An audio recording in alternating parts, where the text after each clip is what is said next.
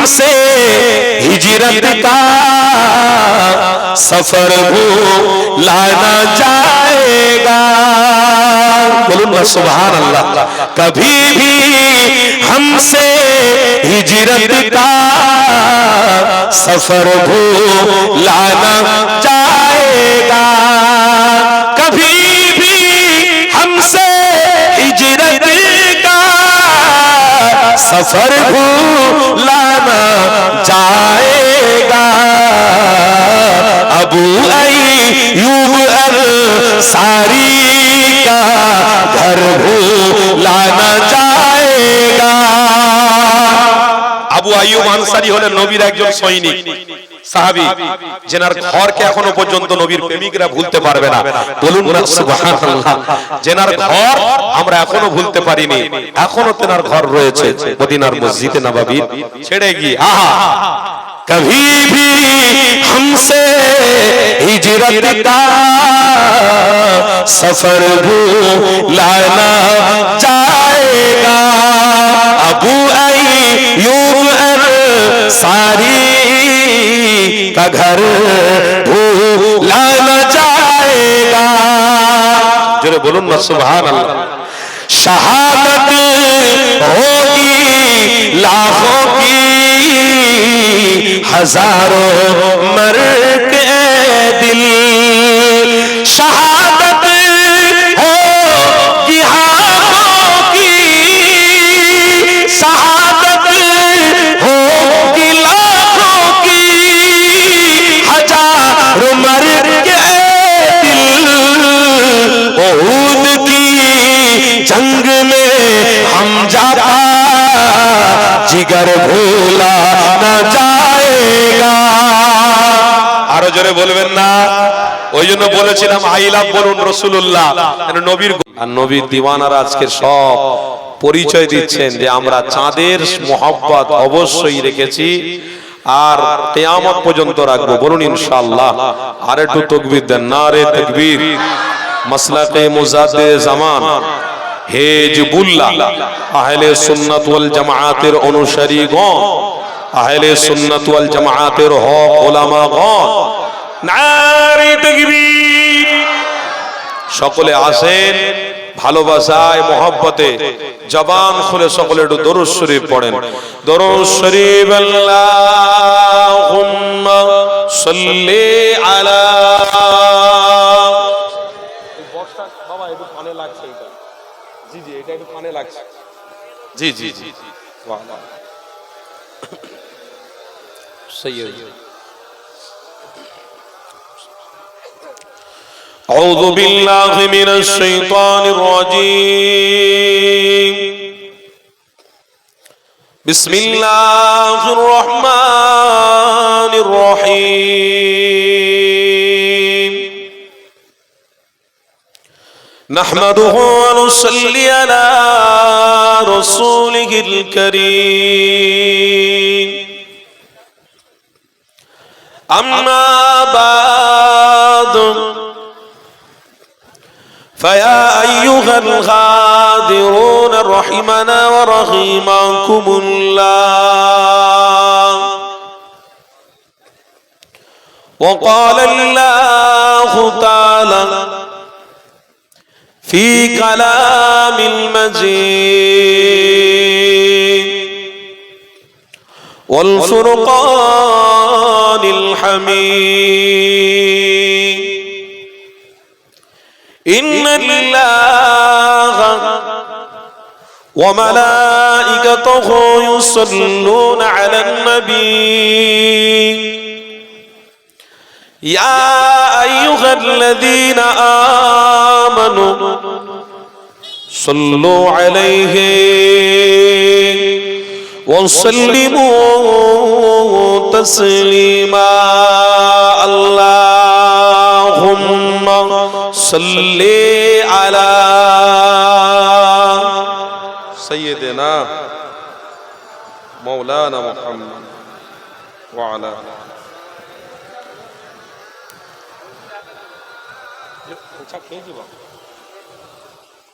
يا الله صلى الله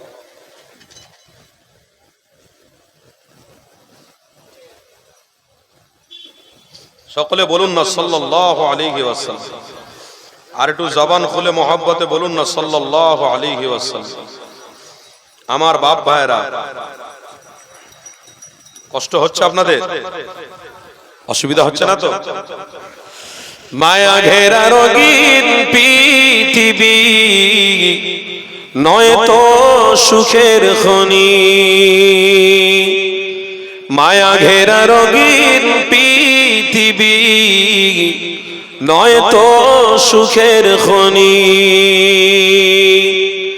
জান্নাত চির সুখের ঘর, জান্নাত চির সুখের ঘর, ওগো জানতে যদি তুমি, বলুন না সুবহানাল্লাহ। মায়া ঘেরা রঙিন পৃথিবী নয় তো সুখের খনি। আল্লাহুম্মা সাল্লি আলা সাইয়্যিদিনা মাওলানা মুহাম্মদ ওয়া আলা আলিহি।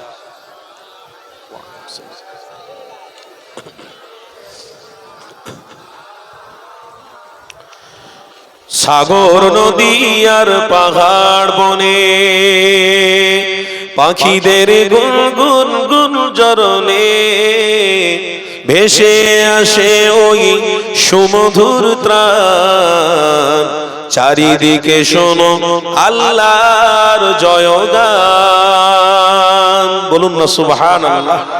সাগর নদী আর পাহাড় বনে পাখিদের গুনগুন গুঞ্জরণে ভেসে আসে ওই সুমধুর ত্রাণ, চারিদিকে শোনো আল্লাহর জয়গান। লা ইলাহা, জোরে জোরে লা ইলাহা, লা ইলাহা ইল্লাল্লাহ মুহাম্মাদুর রাসূলুল্লাহ। হাসবি রব্বি জাল্লাল্লাহ মা ফি কলবি গায়রুল্লাহ, নূর মুহাম্মদ সাল্লাল্লাহ। বলো লা ইলাহা, না জোরে জোরে লা ইলাহা, লা ইলাহা ইল্লাল্লাহ মুহাম্মাদুর রাসূলুল্লাহ। আল্লাহুম্মা সাল্লি আলা সাইয়্যিদিনা মুহাম্মদ সাইয়্যিদিনা। وقال الله تعالى في كلام المجيد والفرقان الحميد وكذبوا بآياتنا كذابا وكل شيء أحصيناه كتابا وقال النبي صلى الله عليه وسلم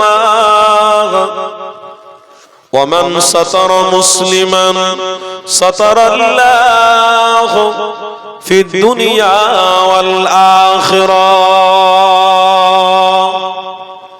صدق الله العظيم। প্যারে হাজিরানে মজলিস, শ্রদ্ধেয় সম্মানিত আজকের এই মাহফিলের যোগ্য সভাপতি সাহেব জনাব মাওলানা মুফতি শফিউল্লাহ সাহেব মাদ্দাজিল্লাহুল আলিয়া আমার পূর্বে আলোচনা করে গেলেন। পীর সাহেব হুজুর কেবলা আমার পরে ওলামা হযরত আছেন, আলোচনা করবেন। আপনারা সকলে আপনারা চেনেন, পরিচিত জনাব মাওলানা কালিমুল্লাহ জিহাদি সাহেব, তিনি আমার পরে পরে উঠবেন। আলহামদুলিল্লাহ, আমি আমার পক্ষ থেকে এই গ্রামের গণ্যমান্য ব্যক্তিত্ব, গুণী জ্ঞানী বুদ্ধিজীবী ব্যক্তিত্বদেরকে আমি আমার পক্ষ থেকে অনেক অনেক মোবারকবাদ এবং ভালোবাসা জানাচ্ছি। সাথে সাথে যেনাদের প্রচেষ্টায় এত সুন্দর মাহফিল আজকের কায়েম হয়েছে, আপনাদের এই গ্রামের আমার অল কমিটি, অল গ্রামবাসী সকলকে অনেক অনেক মোবারকবাদ। আল্লাহ পাক যেন আমাদের প্রত্যেককে এই দুনিয়ার জীবনটাকে আল্লাহ তার রসুলের জন্য কাটানোর তৌফিক দেন, বলুন আল্লাহুম্মা আমিন। দেখুন এই মাহফিল আপনারা সকলে জানেন, ইমাম রাজি রহমাতুল্লাহ আলাইহি ছোট একটি কথা বলেছিলেন, এটি হলো জ্ঞানীদের মাহফিল, এটি হলো জান্নাতে যাওয়ার একটা পথ, এটি হলো আল্লাহ তার রসুলের সঙ্গে সম্পর্ক করার একটা পথ। তাই আমরা এটা কোথায় থেকে পেয়েছি? মুজাদ্দেরে জামান দাদা হুজুর পীর কেবলা থেকে পেয়েছি, তাই তো নাকি? এটা অস্বীকার করা যাবে কি গো? কথা বলুন না গো। দাদা হুজুরের প্রত্যেকটা ভক্ত মুরিদ আমার বাপ চাচারা ছিলেন। এই তো ঢোলা ফকির সাহেব হুজুর দীর্ঘদিন আগে ইন্তেকাল করেছেন, তেনার নাতি একজন ছিলেন, তিনিও ইন্তেকাল করেছেন। সব কিন্তু গোড়া ওই মুজাদ্দেরে জামান থেকেই বেরিয়েছেন। কথা বুঝছেন তো নাকি? তাহলে সেইখান থেকেই সব। আজ দক্ষিণ চব্বিশ পরগনা বলুন, উত্তর চব্বিশ পরগনা বলুন, আপনার নদিয়া জেলা বলুন, বাঁকুড়া জেলা বলুন, সারা অল পশ্চিম বাংলাতে আমার মুজাদ্দেরে জামানের ভক্ত মুরিদরা আজ পর্যন্ত আল্লাহ তার রসুলের দেখানো পথকে মজবুত করে রেখেছে, বলুন আলহামদুলিল্লাহ। এবং সারা ভারতবর্ষে আমি নিজে সারা ভারতবর্ষে 8 থেকে 10টা রাজ্যই মাহফিল করেছি, আলহামদুলিল্লাহ। এটা অহংকারের কথা নয়। আল্লাহ পাক যাকে কবুল করে তাকে কিন্তু কেউ মিটাতে পারে না। আল্লাহ রসুলকে নবী করে পাঠিয়েছিল, তার বিরোধী ছিল, কিন্তু রসুলের নামটাকে আল্লাহ এখন নয় কিয়ামত পর্যন্ত জারি রেখেছে, রাখবে। আর আবু জাহাল, উতবা, সাইবা সব ছুটকে চাটকে পিমড়েরা, তাদের নাম ও নিশানা মিটে গেছে। তাহলে মনে রাখতে হবে, মুসলমান জিন্দা হতা হ্যায় হর কারবালা কে বাদ। জোরে বলুন সুবহানাল্লাহ। এগুলো হচ্ছে কারবালা, একটা ছোট ছোট কারবালা, যুদ্ধের ময়দান। কি গো, তাই তো নাকি? বিবি বাচ্চা সবকিছু ছেড়ে এসে কেন বসেছেন? কিসের জন্য বসেছেন? এটা তো অর্কেস্ট্রার নয়, এটা তো যাত্রা নয়, এটা তো থিয়েটার নয়। দাদা হুজুর পীর কেবলা ওয়াজ করেছিলেন, আপনার বাচ্চা যারা বসে আল্লাহ তার রসুলকে প্রেম করে নিজের জীবনকে উৎসর্গ করে কবরবাসী হয়ে গেছে। যাই তাই জায়গা নয়। অর্কেস্ট্রারে একটা নারী ভাড়া করতে গেলে 1 কোটি টাকা লাগবে, একটা গায়ককে ভাড়া করতে গেলে 14 কোটি টাকা লাগবে, 50 লক্ষ টাকা লাগবে। কিন্তু একটা হুজুরদেরকে সামান্য একটা অর্থ দিয়ে তেনারা দূর দূরান্ত থেকে পাখির মতো ছুটে আসে। আর গায়কদের দেখে যান 1 কোটিতে 2 বছর 5 বছর বসে খাবে, ব্যবসা করবে। আর ওলামারা নিজের শরীরকে, নিজের যৌবনকে সবকিছু ইসলামের জন্য ত্যাগ করছে। তার জন্য সীমিত আপনারা কিছু টাকা হয়তো পকেট থেকে আমাদের দেন। খোদার কসম করে বলছি, বিশ্বাস রাখুন, সারা পশ্চিম বাংলায় ঘুরে ঘুরে দেখুন, দাদা হুজুর যেমন মাদ্রাসা, মসজিদ, খানকা, কোথায় ওরা কোথায় গরিবদের মেয়ের বিয়ে ব্যবস্থা করেছে, ওই রকম আজও হক ওলামা হাজরাতরা এখনো কিন্তু আপনাদের দেওয়া অর্থ নিয়ে সারা জায়গায় বন্টন করে কোনো না কোনো দিনই খিদমত চালিয়ে আল্লাহ তার রসুলের দেখানো রাস্তাকে মৃত্যুর আগে তেনারা মজবুত এবং স্ট্রং করার ব্যবস্থা নিচ্ছে। এটা কাদের পয়সায় হচ্ছে? আপনাদের পয়সায় হচ্ছে, আপনাদের অর্থে হচ্ছে। কিন্তু কষ্ট কাদের করতে হচ্ছে? আমাদের করতে হচ্ছে। তাই মনে রাখতে হবে, সারা ভারতবর্ষে 10টা রাজ্যে জলসা করে বেরিয়ে আজ এই ধোলায় এই জায়গায় মাহফিল করেছি। বিশ্বাস রাখুন, সব জায়গাতে কিন্তু আমি দেখেছি আমার মুজাদ্দেরে জামানের ভক্ত মুরিদরা আছে। জোরে বলুন সুবহানাল্লাহ। তাহলে দাদা হুজুর হক না হক, দাদা হুজুর বাতিল না হক, এইখানে একটা লড়াই আছে। অবশ্যই হক আপনাকে বলতে হবে আর হক পথ অনুসরণ করে চলতে হবে। কিন্তু যখন আপনি পথ চলবেন তখন দেখবেন অনেকজন এই রাস্তা থেকে আবার সরে যাবে, লাইনচ্যুত হয়ে যাবে। দেখবেন কিছুক্ষণ পরে আনসারি ওয়াজ করছে, এই সময় দেখবেন মানুষদের একটা উদ্দীপনা, ভালোবাসা, প্রেম আছে। কিছুক্ষণ পরে দেখবেন সব ভালোবাসা মাটির সঙ্গে মিশিয়ে দিয়ে যে যার কাজেতে সব ব্যস্ত হয়ে যাবে, চলে যাবে, ঘুমিয়ে যাবে। তারা জানে যতটুকু পরীক্ষা করার হয়ে গেছে, মানে কাজ যতটুকু করার হয়ে গেছে। না, ইমাম রাজি রহমাতুল্লাহ আলাইহি কিতাবটার মধ্যে লিখেছিলেন, আল ওয়াক্তু আসমানু মিনাদ যাহাব, সময় হচ্ছে মানুষের সবথেকে মূল্যবান। কথা বুঝছেন না বোঝেন না? সময় মানুষের সব থেকে মূল্যবান। আজকে যে সময়টা আমরা বেদিন বেঈমানদের দেখানো পথ অনুসরণ করে চলছি, আগামী পরে ইন্তেকাল হলে কবরে কিন্তু ওই বেদিন আর বেঈমানরা কিন্তু আমাদের সহযোগিতা করার জন্য কবরে আসবে না। আর আজকে ঢোলা মতিলাল গ্রাম, এই গ্রামের বাপ ভাইরা মাথায় টুপি পরে, আমার মায়েরা পর্দা করে এই মাহফিলের পিছনে এসে নিজেদের সময়কে ব্যয় করছে। কেন? মরে যাওয়ার পরে কিন্তু দোনো জাহানের সুলতানের কদম মোবারকের ওসিলায় কবরটা আল্লাহ জান্নাতের বিছানা বিছিয়ে দেবে। আরো জোরে বলুন। তাই আপনাদেরকে এখন থেকে মজবুত হতে হবে। কেন ইমাম রাজি হুজুর বলেছিলেন যে ওয়াক্ত কभी भी रहता नहीं है, वक्त किसी के लिए रहता नहीं है, इंसान आता है और इंसान जाता है, लेकिन दीन मुस्तफा में जो रहता है उसके लिए तो मैं खुद रब जन्नत की बिछाने बिछाने वाले हैं। আমি আল্লাহ দায়িত্ব নিচ্ছি যে আমার বান্দা যখন নবীর আশিক যখন কবরের দিকে যাবে, আল্লাহুম্মা গফিরলি, এই মাটি তখন আল্লাহর কাছে ফরিয়াদ করবে, আল্লাহুম্মা গফিরলি, আল্লাহ মাফ করে দাও। আসমান ফরিয়াদ করবে, আসমান আল্লাহর কাছে আবদার করবে, আল্লাহুম্মা গফিরলি, আল্লাহ আপনি মাফ করে দেন, ক্ষমা করে দেন। আপনার বান্দা খাটিয়াতে উঠে কবরের দিকে যাচ্ছে, আল্লাহ আপনি ক্ষমা করে দেন।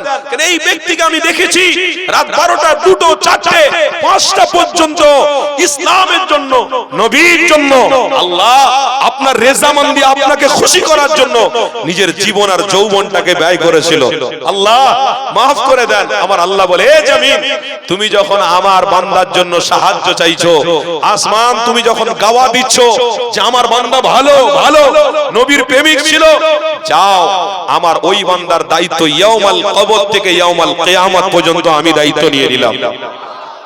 তবে দায়িত্ব কার ওসিলায় নেব? মুহাম্মদ রাসূলের ওসিলায় নেব। কার ওসিলায় নেবেন? কথা বলুন, কার ওসিলায়? রাসূলের ওসিলায়। আপনারা দোয়া চান না? চান না? ফরজ নামাজের পরে দোয়া চান না? আর দোয়া শেষে ইমাম সাহেব কি বলেন? কি বলেন? সুবহান রাব্বিকা রাব্বিল ইজ্জাতি আম্মা ইয়াসিফুন ওয়া সালামুন আলাল মুরসালিন ওয়াল হামদুলিল্লাহি রাব্বিল আলামিন। বাকি লা ইলাহা ইল্লাল্লাহ মুহাম্মাদুর রাসূলুল্লাহ। তার পূর্বে কি বলা হয়? আল্লাহ ওনাকে ক্ষমা, আমাদের সকলকে ক্ষমা করুন, সুস্থ রাখুন, ভালো রাখুন। আল্লাহ আমার কওমকে হেফাজত করুন। আল্লাহ দাজ্জালদের অনুসারীদেরকে আল্লাহ হেদায়েত দান করুন। তারপরে বলা হয় আল্লাহ আপনার হাবিবের কদম মোবারকের ওসিলায় দোয়াটা কবুল করুন। এটা বুখারী শরীফের হাদিস, অত সহজ নয়। আল্লাহ বলছে ওই দোয়ার, ওই দোয়া করনে ওয়ালার দোয়াটা আমি আল্লাহ আমার দরবারে ততক্ষণ কবুল করব না যতক্ষণ না আমার নবীর নাম, আমার নবীর গোলামরা নেবে। আরো জোরে বলুন। নবীর নাম যতক্ষণ না নেবে ততক্ষণ দোয়া কবুল হবে না। নবীর নাম নেবে, আমি আল্লাহ তার দোয়াটাকে কবুল করে নেব। তাহলে এখানে কি বোঝা গেল? যে আমার আল্লাহ নিজে বলছে আমার হাবিবকে অনুসরণ করো, মুহাব্বত করো। তাই কোরআনের মধ্যে লেখা আছে আতিউল্লাহ, আল্লাহর ইতাআত করতে হবে। কার ইতাআত করতে হবে? আপনাদের অসুবিধা হচ্ছে নাকি? কোরআন হাদিস দিয়ে একটু মুখতাসার বক্তব্য দেবো ভাই। আমি একটু কোরআন শরীফ তার ব্যাখ্যা করব, একটু হাদিস শরীফ তার ব্যাখ্যা করব, বাস আপনাদের থেকে দোয়া নিয়ে বিদায় নিয়ে চলে যাব। এতে যদি আপনাদের কষ্ট হয়, আমাকে ভুল বোঝেন, তাহলে বুঝবেন জান আমার অসুবিধা নেই। কারণ ঢোলার মানুষ যদি আল্লাহ আল্লাহ রসুলের জন্য নিজের যৌবনের জীবনকে যদি ব্যয় করতে চায়, তো তেনারা কামিয়াবি হবে, তেনাদের সফলতা হবে। আমার কিছু না ভাই, আমি এসেছি, পরের মাহফিল আবার দাওয়াত দিলে আসবো, নাও আসতে পারি। আর আপনারা বেঁচে থাকবেন কি না থাকবেন তার কোনো গ্যারান্টি আছে? আগের পরের মাহফিল, আগের বছরের মাহফিল আপনারা পাবেন কি না পাবেন তার কোনো গ্যারান্টি আছে? তাই তো ইমাম গজ্জালি রহমাতুল্লাহ আলাইহি বলেছিলেন, আজ কা কাম কাল পর না কর। আজকের কাজ আজকের করে নাও। আজ কা কাম কাল পর না কর। আজকের কাজ আজকের করে নাও, কালকের আশা করুনি। কেন? কালকের আল্লাহ হয়তো নিয়ে নিতে পারে, কালকের আল্লাহ হয়তো তুলে নিতে পারে। হয়তো যুবকরা গাড়ি চালাতে চালাতে হঠাৎ করে অ্যাক্সিডেন্ট করে ফেললে কি করবে? কি করবে বলো? এই যে সব যুবক ভাইরা, আমার হাজার হাজার ভাইরা সব, আজকে তো যা দেখছি মতিলালে, অনেক মাহফিল আমি করেছি আলহামদুলিল্লাহ আমার জীবনে, কিন্তু যা ভিড়, যা মানে জাম দেখছি, আমার তো দেখে ভয় লেগে যাচ্ছে। আল্লাহ মাহফিলে গিয়ে ফিরতে পারবো তো? নাকি আবার ধরে নিয়ে আমার নেমিয়ে নেবে না কি করবে রে বাবা, ভয় লাগছিল। সব যুবক, পুরো টোটাল যুবক খাঁচা খাঁচ ভর্তি ছিল, আমার দেখে তো ভয় হচ্ছিল। যাক আল্লাহ হেফাজত করেন। তবে যুবকরা মনে রেখে দিও, ইমাম গজ্জালী রহমাতুল্লাহ আলাইহি বলেছিলেন, আজ কা কাম কাল কর না কর, মানে আজকের কাজ আজকের করে নে, কালকের হয়তো তুই গাড়ি অ্যাক্সিডেন্টে মারা যাবি, কালকের হয়তো বাসে যাবি ওই মেডিয়াপুরে যে কাজ করতে, হাওড়া জেলা অঙ্কুরহাটিতে কাজ করতে, উনসানিতে কাজ করতে, গড়ফাতে কাজ করতে যাবি, যাওয়ার পথে হয়তো ওই বাসটা সহ আমি আল্লাহ সবকে মৃত্যু দান করে দেবো। স্বপ্ন আশা করিসনি, আশা একটাই কর, দোনো জাহানের সুলতানকে মোহাব্বত করে জীবন কাটাবো। আল্লাহ বলছে ওই ব্যক্তি তার হায়াতকে আমি আল্লাহ বাড়িয়ে দেবো। আরো জোরে বলুন, ওই ব্যক্তির হায়াতকে আমি আল্লাহ বাড়িয়ে দেবো। আল্লাহ ওই ব্যক্তির হায়াতকে বাড়িয়ে দিয়ে থাকে। যারা বলে নামাজ পড়লে নাকি তাড়াতাড়ি মরে যায়, কবর জিয়ারত করলে দুপুরে রাত্রিরে নাকি তাড়াতাড়ি মরে যায়, খবরদার এসব কুসংস্কারের কথা চিন্তা করবেন না। কেন? আমার আল্লাহ নিজে বলছে, যখন আমার বান্দা আমার হাবিবকে আতাত করে, আমি আল্লাহ আমাকে পাওয়ার জন্য তার জীবন যৌবনকে যখন ব্যয় করে, তখন আমি আল্লাহ তাদের আয়ুটাকে, হায়াতটাকে আরো বাড়িয়ে দিয়ে থাকি। কেন? এই জন্য বাড়াই যাতে আমার বান্দারা বেশি বেশি করে আরো আমার ইবাদত করে। তাহলে আপনারা আজকের যে ঘর বাড়ি কিছুক্ষণ ছেড়ে এসে খাওয়া দাওয়া সব বাদ দিয়ে নিষ্ঠার সাথে, ভালোবাসার সাথে, প্রেম দিয়ে, দরদ দিয়ে এই যে এতগুলো মানুষ আমার বাপ ভাইরা বসে আছেন, কিসের জন্য? ইতিহাস তৈরি করার জন্য। কেন? আল্লাহ পবিত্র কোরআনে বলছেন, ইন্না শানিআকা হুয়াল আবতার। হে আমার হাবিবের উম্মত উম্মতি, আমার বান্দা বান্দি, শোনো, আমার রাসূলকে আমি তোমাদের জন্য সবথেকে বড় খুশবু করে পাঠিয়েছি। জোরে বলুন সুবহানাল্লাহ। আমার হাবিবকে আমি সবথেকে বড় খুশবু করে পাঠিয়েছি। ওই খুশবুটাকে মহব্বত করো, ওই খুশবুটাকে আঁকড়ে ধরো, তোমার জীবন যৌবনটাকে লাগাও, দেখবে একজন জ্ঞানী মানুষও মারা যাবে আর একজন আল্লাহ ওয়ালা মারা যাবে, কিন্তু জ্ঞানী মানুষের সাথে কোনো জান্নাতের ওয়াদা থাকবে না, আর একজন আল্লাহ ওয়ালার সাথে আমার রাসূলুল্লাহর দিদার ঘটে যাবে। আমরা সেই আশায় বসে আছি। তাই আল্লাহ পবিত্র কোরআনে বলছেন, ইন্না শানিআকা হুয়াল আবতার, আমার হাবিবের কিঞ্চিত পরিমাণ শান ও শওকত যেন কেউ না নষ্ট করে, কিঞ্চিত পরিমাণ বেয়াদবি যাতে না হয়। যদি বেয়াদবি হয়, আন তাহবাতা আমালুকুম, আপনার রোজা, আপনার নামাজ, আপনার হজ, সবকিছু আল্লাহ সহিহ মুসলিম শরীফের হাদিসের মধ্যে আছে, সবকিছু নিয়ে এরকম পুটুলি করে বেঁধে কিয়ামতের দিনে ছুঁড়ে মারা হবে। এই নাও তোমার নামাজ, তোমার নামাজে তুমি জান্নাতে যেতে পারবে না, রোজায় তুমি জান্নাতে যেতে পারবে না, হজে জান্নাতে যেতে পারবে না। বলে কিসে জান্নাতে যাবে? আল্লাহ নবী আজ থেকে ১৫০০ বছর আগে বলেছিলেন, আল গিনাউ ইউনফিতুন নিফাকু ফিল কলব। আমার ভাষা কি আপনাদের অসুবিধা হচ্ছে, কষ্ট হচ্ছে আমার বাপ ভাইদের? আল্লাহ নবী ১৫০০ বছর আগে বলেছিলেন, আল গিনাউ ইউনফিতুন নিফাকু ফিল কলব। আমার এমনও উম্মত হবে যারা দুনিয়াদারি করতে করতে তাদের অন্তরগুলোকে সব নিফাকের দ্বারাই, নিফাক মানে কি? ময়লা। নিফাক মানে কি? কথা বুঝছেন না মনে হয়? ময়লা। যেরকম গাড়ি, আপনার সাইকেল বলুন, বাইক বলুন বা সিমেন্ট বলুন, সারা সময় যদি আপনি পানিতে রেখে দেন, কি হয়? জং খাবে না? খাবে না? অবশ্যই।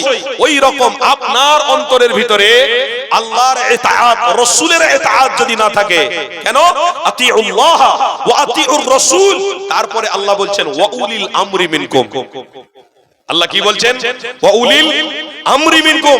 তার মানে আল্লাহ নিজে বলছেন যে তুমি আল্লাহ, আল্লাহর রাসূলের ইতাআত করো। তারপরে যদি ওই ইতাআতকে চিনতে চাও, আল্লাহ তার রাসূলকে বুঝতে চাও, আল্লাহর হাক্কানি ওলির দরবারে চলে যাও, তেনাদের সংস্পর্শে থাকো, তেনাদের সাথে সম্পর্ক রাখো। যদি তুমি সম্পর্ক রাখতে পারো, তাহলে তোমার জন্য অবশ্যই এই অন্তরটা নেফাকের ধারায় ভর্তি থাকবে না, এই অন্তরটা আল্লাহ তার রাসূলের মহব্বত দিয়ে ভরা থাকবে। জোরে বলুন সুবহানাল্লাহ। আজকে তো আপনারা মতিলাল গ্রামের বাপ ভাইরা, আজ তো আলহামদুলিল্লাহ আপনারা নেফাক মুক্ত আমল করতে এসেছেন, তাই তো নাকি? অন্ধকার থেকে দূরে সরে আমার রাসূলের অনুসারী হয়ে জীবন যৌবনকে কাটাতে এসেছেন। শুনে রাখুন, আল্লাহর পবিত্র কোরআনে আল্লাহ স্পষ্ট ভাষায় বলছেন, লা ইন শাকার, আপনার ইন্নাল্লাহ আশতারা মিনাল মুমিনিন আনফুসাহুম ওয়া আমওয়ালাহুম বিআন্না লাহুমুল জান্নাহ। হে আমার বান্দা, আমার বান্দিরে, তোমাদের যে যৌবনটা দিয়েছি ওটা আমি আল্লাহ দিয়েছি। কে দিয়েছে বাবা? কে দিয়ে বলুন, কে দিয়েছে? কোন রাষ্ট্রনায়ক দিয়েছে? কোন রাষ্ট্রনায়ক দিয়েছে? কোন ডাক্তার দিয়েছে? কোন মাস্টার দিয়েছে? কোন প্রফেসর দিয়েছে? কোন সায়েন্স দিয়েছে? কারো দেওয়ার ক্ষমতা নেই। আল্লাহ তোমাকে চলার মতো ক্ষমতা দিল, তোমাকে হাতে নিঃশ্বাস নেওয়ার মতো ক্ষমতা দিল, চোখে দেখার মতো ক্ষমতা দিল, কানে শোনার মতো ক্ষমতা দিল। সেই আল্লাহকে তুমি দুনিয়া এসে ভুলে গেলে। সেই আল্লাহকে আপনি দুনিয়া এসে ভুলে গেলেন। সামান্য কি সব মেয়ে ছেলেরা ঘোরাঘুরি করছে, দেখো যুবকরাও সেখানে লাইন দিচ্ছে। আমি খারাপ বলছি না বাবা, বাঁচতে হবে। কেন লড়াই আল্লাহর নবী থেকে নয়, লড়াই আদম আলাইহিস সালাতু ওয়াস সালাম থেকে শুরু হয়েছে। কিসের লড়াই? ওয়ালা তাত্তাবিউ খুতুওয়াতিশ শাইতান। অন্তরকে জিনা মুক্ত, নেফাক মুক্ত আমল করতে গেলে, অন্তরকে পরিষ্কার রাখতে গেলে আল্লাহর নবীকে ইতাআত করতে হবে, ধরতে হবে, মজবুত করে ধরতে হবে। এর জন্য কোন নায়িকা, কোন নারী, কোন পুরুষ কেউ তোমাকে নাজাত দিতে পারবে না, কেউ তোমাকে সঠিক রাস্তা দেখাতে পারবে না। যদি আল্লাহর নবীকে মজবুত করে ধরতে পারো, ইনশাআল্লাহ নেফাক মুক্ত আমল তোমার মধ্যে থাকবে, আর তুমি ডাইরেক্ট আমার নবীর সাথী হয়ে জান্নাতে চলে যাবে। এতে কোনো সন্দেহ আছে? সন্দেহ আছে? তাহলে নবীর গোলামরা আজকে ডিসাইড করুন কি করবেন, কি করবেন ডিসাইড করুন। সারা পৃথিবী জুড়ে, সারা জায়গায় একটাই বদনাম ছড়ানো হচ্ছে, আল্লাহর নবীকে কি করে ছোট করা যায়। কি হচ্ছে না? হয় না? সারা ভারত জুড়ে, ভারতের বাইরে আল্লাহর নবীর শান মাকামকে কি করে ছোট করা যায়, এটার জন্য পরিকল্পনা চলছে। কি করে নবী প্রেমিকদের অন্তরগুলোকে নেফাকে ভরিয়ে দেওয়া যায়, গান দিয়ে দেওয়া যায়, বাজনা দিয়ে দেওয়া যায়, হাফ প্যান্ট পরা মেয়ে ছেলে কি করে দু চারটে ছেড়ে দেওয়া যায়, কি করে উলঙ্গ নারীদেরকে রাস্তায় ছেড়ে দেওয়া যায়। এসব এক ধরনের ব্যক্তি পরিকল্পনা করে, অর্থ খরচা করে নারী শত শত ছেড়ে দিয়েছে। এ থেকে বাঁচতে গেলে আল্লাহর নবীকে ইতাআত করতে হবে, তবেই আল্লাহকে পাওয়া যাবে। তাই সারা পৃথিবী জুড়ে একটাই আলোচনা হচ্ছে যে রাসূল থেকে কি করে দূরে সরানো যায়। আলহামদুলিল্লাহ, নবীর গোলামরা রাসূল থেকে কোনোদিন সরেনি, আর সরবে না। জোরে বলুন সুবহানাল্লাহ। সরবে না? আপনারা ছেড়ে দেবেন আমার রাসূলকে? দিন থেকে দূরে সরে যাবেন, ইসলাম থেকে দূরে সরে যাবেন। আমরা এমন একটা ব্যক্তি, যে ব্যক্তির অনুসারী আমরা নিজে না খেতে পাই, ভুকা অবস্থায় থেকে যাব, কিন্তু গরিবদের, অসহায়দের, অবশ্যই সে হিন্দু ভাই হতে পারে, মুসলিম ভাই হতে পারে, খ্রিস্টান ভাই হতে পারে, তাদের মুখে আহার তুলে তারপরে আমরা পেটে আহার তোলা জাতি। জোরে বলুন সুবহানাল্লাহ। কেন? আখলাকে সুন্নতে নববীর উপরে আমরা চলছি, অত সহজ নয়। তাই মনে রাখতে হবে। আমি একটা কিতাব পড়ছিলাম, ওই কিতাবের মধ্যে লেখা আছে আল্লাহ নবী দোনো জাহানের সুলতান, নবী আমার ইমামে হোসেনকে ডাক দিলেন, ইমামে হাসানকে ডাক দিলেন।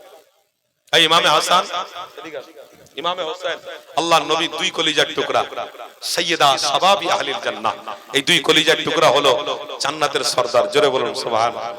আমার নবী মহব্বত করছে, আর কিছু কিছু বেঈমানদের জ্বালা ধরছে। শুনছেন না আব্বা?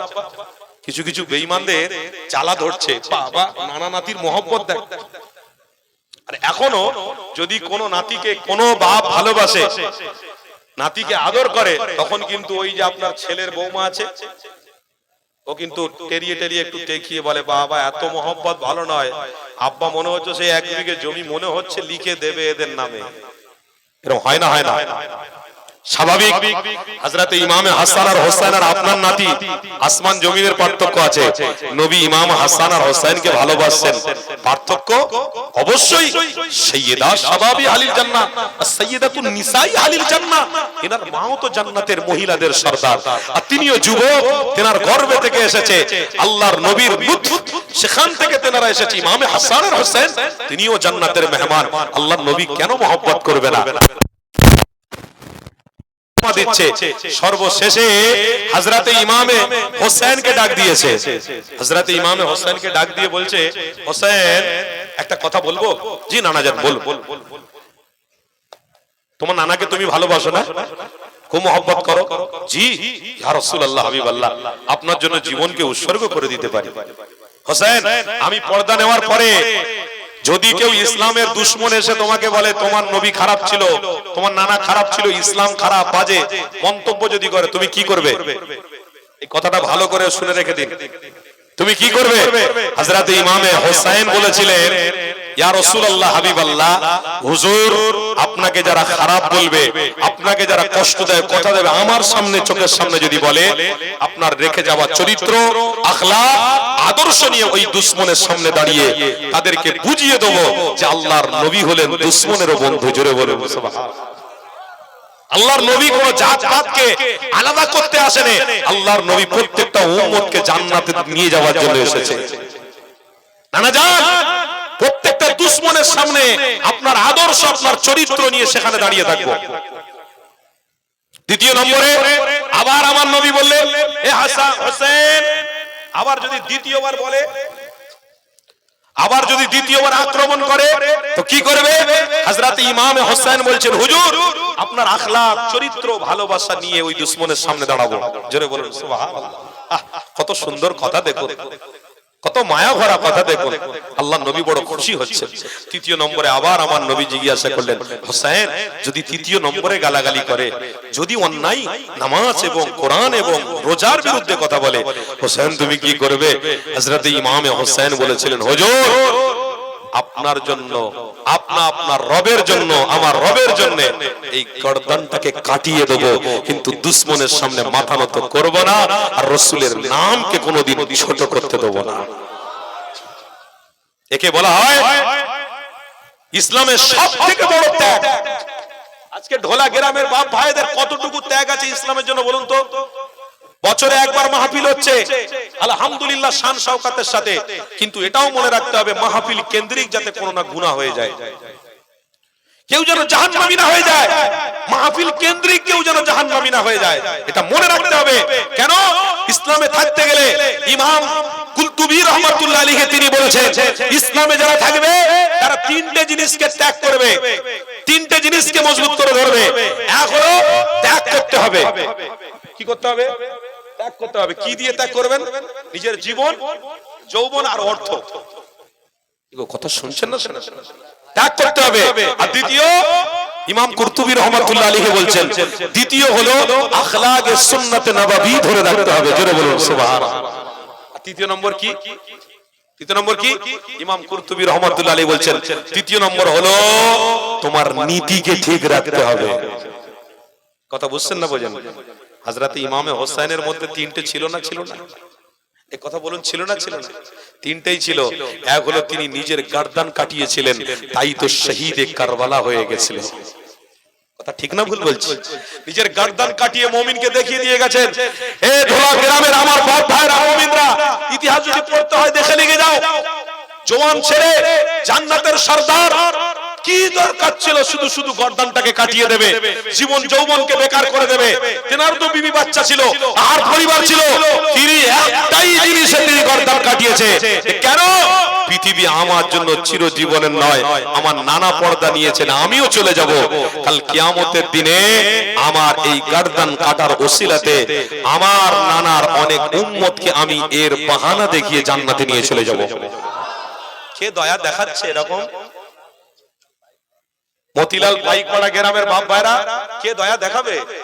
কে? মা তো মরে গেলে হয়ে গেল, মা মরে গেলে ছেলের মাথার উপর দিয়ে কি হবে? ছায়া উঠে গেল। তারপর আব্বা যদি বেঁচে থাকে আরেকটা বিয়ে করবে, তাই তো নাকি? তবুও বাপ বেটা একটুখানি সম্পর্ক থাকে, আরেকটা বিয়ে হয়ে যাওয়ার পরে সম্পর্ক তবুও কম, অতটা নয়। বুঝছেন না? তাহলে আপনি চিন্তা করে দেখুন, হযরত ইমামে হোসেন কি ভেবেছে যে আমার নানার উম্মত উম্মতীদেরকে আমি আমার গর্দান কাটার বিনিময়ে তাদেরকে জান্নাতে নিয়ে চলে যাব। আর একটু মহব্বতে বলবেন না? তাকবীর দেন না? নারে তাকবীর। হ্যাঁ হ্যাঁ, বুঝতে পারছেন না ভাই আমার? কি আপনাদের আলোচনা কষ্ট হচ্ছে নাকি? অসুবিধা হচ্ছে? আল্লাহর ওয়াস্তে কোরআন হাদিস দিয়ে হকের উপরে চলার চেষ্টা করুন। বাতিলের বিরুদ্ধে আগামী কালও লড়াই ছিল, আজও লড়াই আছে, থাকবে, চিরজীবন থাকবে। জোরে বলুন ইনশাআল্লাহ। জোরে বলুন না ইনশাআল্লাহ। ঘেবড়ে যাচ্ছেন কেন? বলুন না ইনশাআল্লাহ।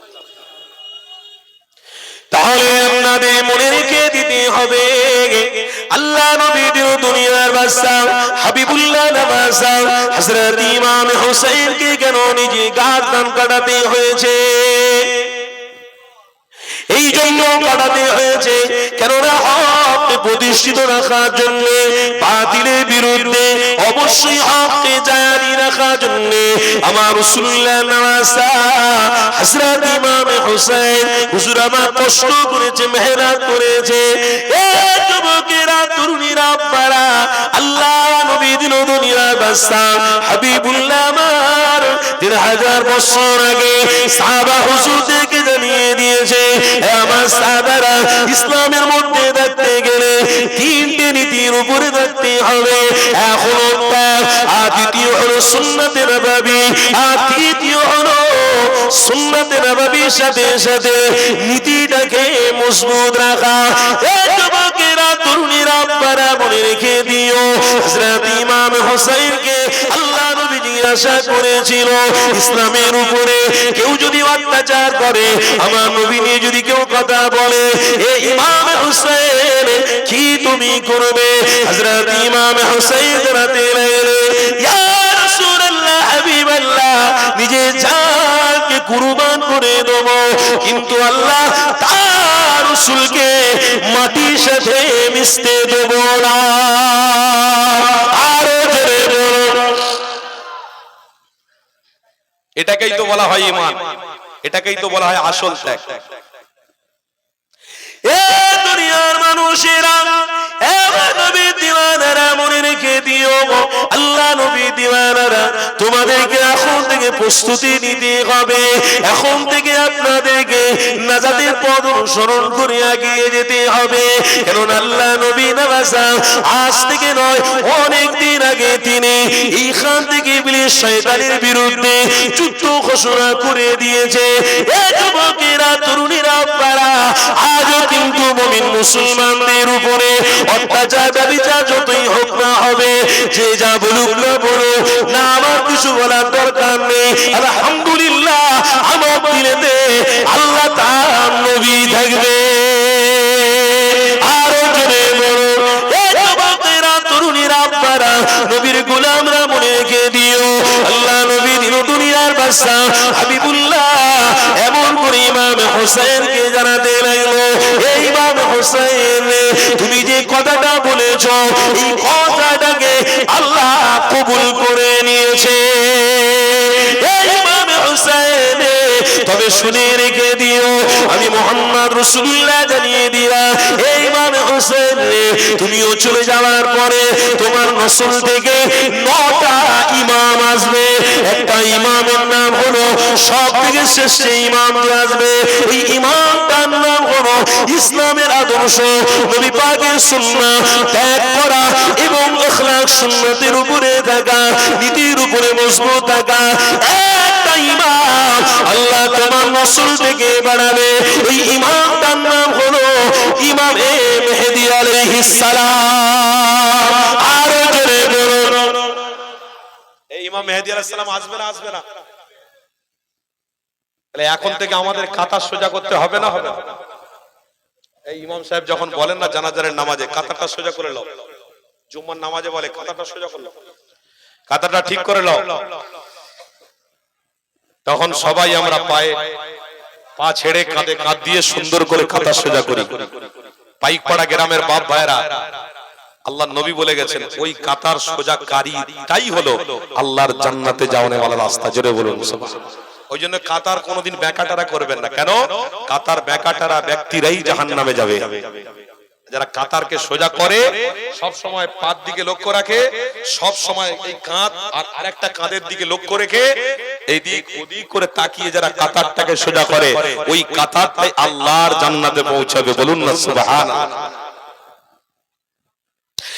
এর জয়রা, এমন নবী দিওয়ানারা, এমন রাসূলুল্লাহর নামিরা আল্লাহ নবী দিন দুনিয়ার বাদশা হাবিবুল্লাহ মা জানাতে লাগলে হে নবী দিওয়ানারা মনে রেখে দিও এই দুনিয়া তোমার আমার জন্য চিরজীবনের নয় গো ইতিহাস তোমাদেরকে শুনিয়ে দিয়ে যায় ইতিহাস আপনাকে আমাকে মনে রাখতে হবে ইতিহাস যদি আপনার আমার ভুলে যাওয়া হয় শয়তান ইবলিসের সাথে কাল কিয়ামতের দিনে জাহান্নামী হয়ে যেতে হবে এই নবীর গোলামরা মনে রেখে দিও ইমাম মেহেদী আলাইহিস সালাম আসার আগে আপনার আমার খাতাটা সোজা রাখতে হবে কেন কাটা সোজা রাখতে হবে সোজা কাটাটা জাহান্নামে যাবে না গো জান্নাতের মধ্যে যাবে আল্লাহ নবী আমাদের 1000 বছর আগে সাহাবা হুজুরদের জানিয়ে দিয়ে গেছে হযরত আব্দুল্লাহ ইবনে উমর থেকে রওয়ায়াত আছে قال قال رسول الله صلى الله عليه وسلم من تشبه بقوم فهو منهم আমার নবী পাক সাহাবী জানিয়ে দিয়ে গেছে আল্লাহ নবী জানাতে লাগলে যে ব্যক্তি সোজা কাটাটা রাখবে যে ব্যক্তি আমার নবীর অনুসারী হবে যে ব্যক্তি আল্লাহ তার রাসূলকে ইতাআত করবে আল্লাহর ওলিদের সাথে সম্পর্ক রাখবে ঈমানি মাহফিলগুলোর সাথে বেয়াদবি করবে না ঈমানি মাহফিলের সাথে সম্পর্ক রাখবে ঈমানি মাহফিলে তাদের যৌবন জীবন কাটাবে এ যুবকেরা আমার নবীর দিওয়ানারা শুনে রেখে দিও আল্লাহ নবী দিন দুনিয়ার বাদশা হাবিবুল্লাহ ভবিষ্যৎবাণী করে দিয়ে গেছে এমন ভবিষ্যৎ করে দিয়েছে শুনে রেখে দিও এ নবীর দিওয়ানারা যে নবীর দোহাই দান করলে জান্নাত হবে যে নবীর নামের উসিলায় দোয়া কবুল হবে যে নবীর উসিলাতে নামাজ কবুল হবে যে নবীর উসিলা দিয়ে রোজা কবুল হবে যে নবীর উসিলা দিয়ে হজ কবুল হবে এক কথায় নবীর উসিলা দিয়ে নামাজও যেমন পেয়েছি রোজাও যেমন পেয়েছি হজও যেমন পেয়েছি যাকাতও যেমন পেয়েছি ফিতরাও যেমন পেয়েছি স্বামী স্ত্রী মহব্বত করতে হয় এটাও যেমন পেয়েছি বাপ বেটার সঙ্গে সাল্লুকাত রাখতে হবে এটাও যেমন পেয়েছি সব ইসলামী টোটা জীবন ব্যবস্থা আমার নবীর থেকে পেয়েছি তাহলে নবী থেকে সব আমরা যখন পেয়েছি আল্লাহর সাথে সাথে নবীকে জড়িয়ে রাখতে হবে কে বলেছে আল্লাহ নিজে বলেছে এই ইমাম আহমদ বিন হাম্বল জানাতে লাগলো আব্দুল্লাহ হুজুর থেকে রওয়ায়াত আছে কাল কিয়ামতের দিনে হাসরের ময়দানে আল্লাহ নবী দিন দুনিয়ার বাদশা হাবিবুল্লাহ আমার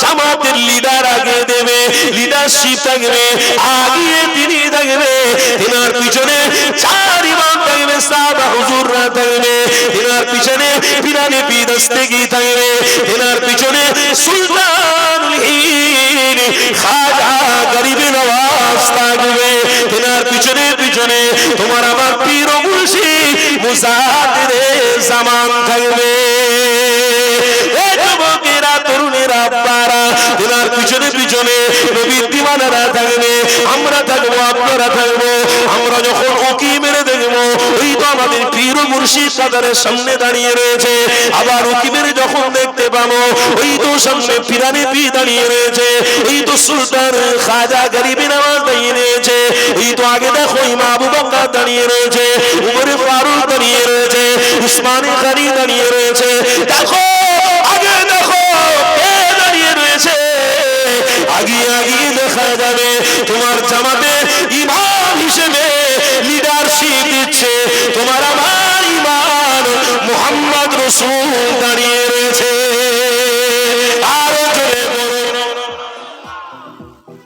ইমাম সামনে থাকবে মুক্তাদি সব পিছনে থাকবে ইমামটা কে হবে আপনার আমার নবী হবে কে হবে আপনার আমার নবী হবে নবী যখন লিডারশিপ দেবেন ইমাম থাকবেন ওই কাতারটা জান্নাতে যাবে না জাহান্নামে যাবে পিছনের বাবাজিরা বলুন জান্নাতে না জাহান্নামে যাবে তো এটা বিশ্বাস হয় আপনাদের যদি হয় তাহলে আজ থেকে প্রতিজ্ঞা কেন বদ্ধ করবেন না আগামী কালকে হলেও মৃত্যুর সাথে আমাদের একবার মৌতের সঙ্গে দেখা তো করতেই হবে কি গো সবার সাথে দেখা হচ্ছে বোনের সাথে দেখা হচ্ছে শালির সাথে দেখা হচ্ছে শালার সাথে দেখা হচ্ছে শ্বশুরের সাথে দেখা হচ্ছে শাশুড়ির সাথে দেখা মৃত্যুকে দেখবেন না মৃত্যুকে দেখবেন না হ্যাঁ আজরাইলের অনেক তত্ত্ববদনে ফেরেশতারা থাকে একই দিনে হাজার হাজার লক্ষ লক্ষ কোটি কোটি মানুষ দুনিয়া ছাড়ছে, আবার কোটি কোটি মানুষ দুনিয়াতে আসছে। হযরতে আজরাইল আলাইহিস সালাতু ওয়াস সালামের অনেক ফেরেশতা তত্ত্বাবধানে আছে। যখন এসে দাঁড়িয়ে যাবে সেই দিনে বোঝা যাবে যে আল্লাহর নবীকে মহব্বত কে করেছে আর কে করেনি। বাবা অত সহজ নয়, পিছন থেকে পায়খানা বেরিয়ে যাবে, পেশাব বেরিয়ে যাবে, আর স্বপ্নে স্বপ্নে দেখবে, তাকিয়ে তাকিয়ে দেখবে সেই হাফ প্যান্ট পরা মেয়ে ছেলে মনে হয় সামনে সব ঘোরাঘুরি করছে, তাই তো নাকি? হাফ প্যান্ট পরা সব মেয়ে ছেলেরা সামনে ঘুরছে, মাথায় কাপড় নেই, পেট দেখাচ্ছে, বুক দেখাচ্ছে, এইগুলো কথা বলছি, রাগ করছেন নাকি? কষ্ট পাচ্ছেন নাকি? তাকবীর দেন না, নারে তাকবীর। নীতির উপরে আদর্শের উপরে ঠিক থাকতে হবে না, হবে না? তাহলে নীতি আদর্শ ইসলাম ছাড়া অন্য কারোর যদি থাকে, আলহামদুলিল্লাহ আমি রেসপেক্ট জানাবো, সম্মান জানাবো। সব ধর্মকে সম্মান করার কথা কে বলেছে? নবী বলেছে সব ধর্মকে সম্মান করো, কিন্তু আপনার নীতির উপরে কিন্তু মজবুত থাকতে হবে। আপনারা জানেন না, আমি একটা ছোট বই পড়ছিলাম, ওই বইটা লিখেছেন রামলাল বলে একটা ব্যক্তি, উনি গায়ের মুসলমান। শুনছেন আমার কথা? আমি আলোচনা যেটা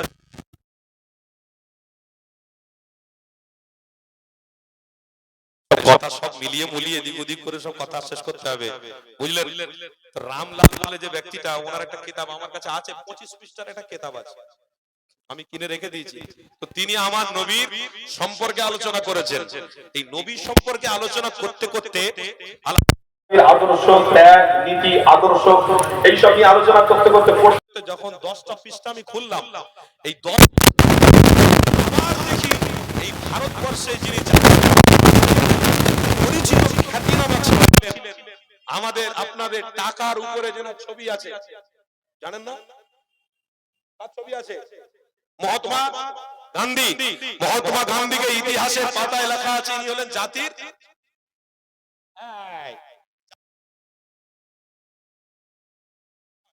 জনক। তিনি কিন্তু ওই 10টা পৃষ্ঠারে লিখছেন, আমি বই পড়েছি কিন্তু শেষে জেনার নিয়ে আমি ভবিষ্যৎ করে, জেনাকে নিয়ে আমি গবেষণা করেছি, তিনি অল দা প্রফেট মুহাম্মদ রাসূলুল্লাহ, তিনি হলেন সব মনীষীদের মনীষী। ছেড়ে বলুন সুবহানাল্লাহ। আর একটু চিল্লে বলা যাবে না? তাহলে ওই নবীর অনুসারী হলে জান্নাতে উম্মতরা যেতে পারবে না, পারবে না? আর যদি উলঙ্গ নারীর অনুসারী হয়, যদি ছেলেরা ফেসবুকে দেখে মেয়ে ছেলেদের সঙ্গে টিটকারি করে, আমার ভাইয়েরা যদি এখন করে সব ফ্রি ফায়ার গেম উঠেছে, ফ্রি ফায়ার গেম নিয়ে সব সারা দিন খেলছে, সারা দিন চলছে, আমার ভাইয়েরা যদি কোনো পর নারীর সঙ্গে যদি সম্পর্ক রাখে, আমার মায়েরা যদি মোবাইলে স্বামীর সাথে সম্পর্ক করা বাদ দিয়ে, স্বামী কোথায় বোম্বে আছে, গুজরাটে আছে, হায়দ্রাবাদে আছে, কাজ করতে গেছে, স্ত্রী আশা করেছে কই গো আমাকে একটা মোবাইল কিনে দেবে না, তুমি বাইরে থাকো আর আমি ঘরে একা, একটু তোমার সঙ্গে ঘন ঘন কথা বলবো, তা নে মোবাইল দিচ্ছি। 12,000 টাকা মাসিক পেয়েছে, সর্বপ্রথম মাইনেটা পেয়ে 9,000 টাকা একটা মোবাইল কিনে দিয়েছে। ওই মোবাইলটায় যখনই স্বামী ফোন করে তখনই দেখে ব্যস্ত। কথা খারাপ নিচ্ছেন নাকি? এটা হচ্ছে না, হয় না?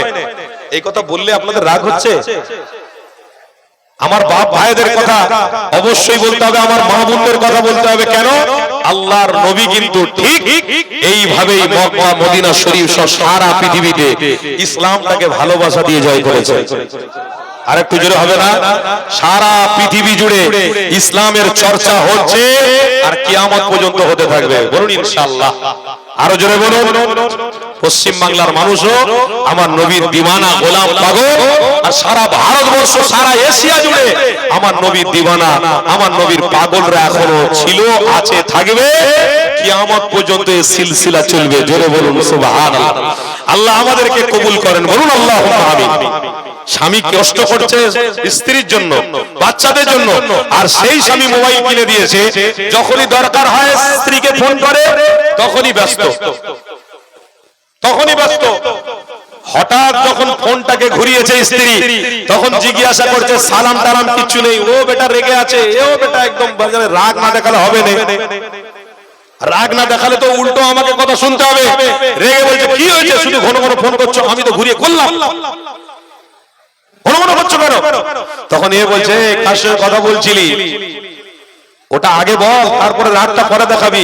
না ওই আমার মেজো বোন ফোন করেছিল তাই একটু কথা বলছিল। হয়ে গেল,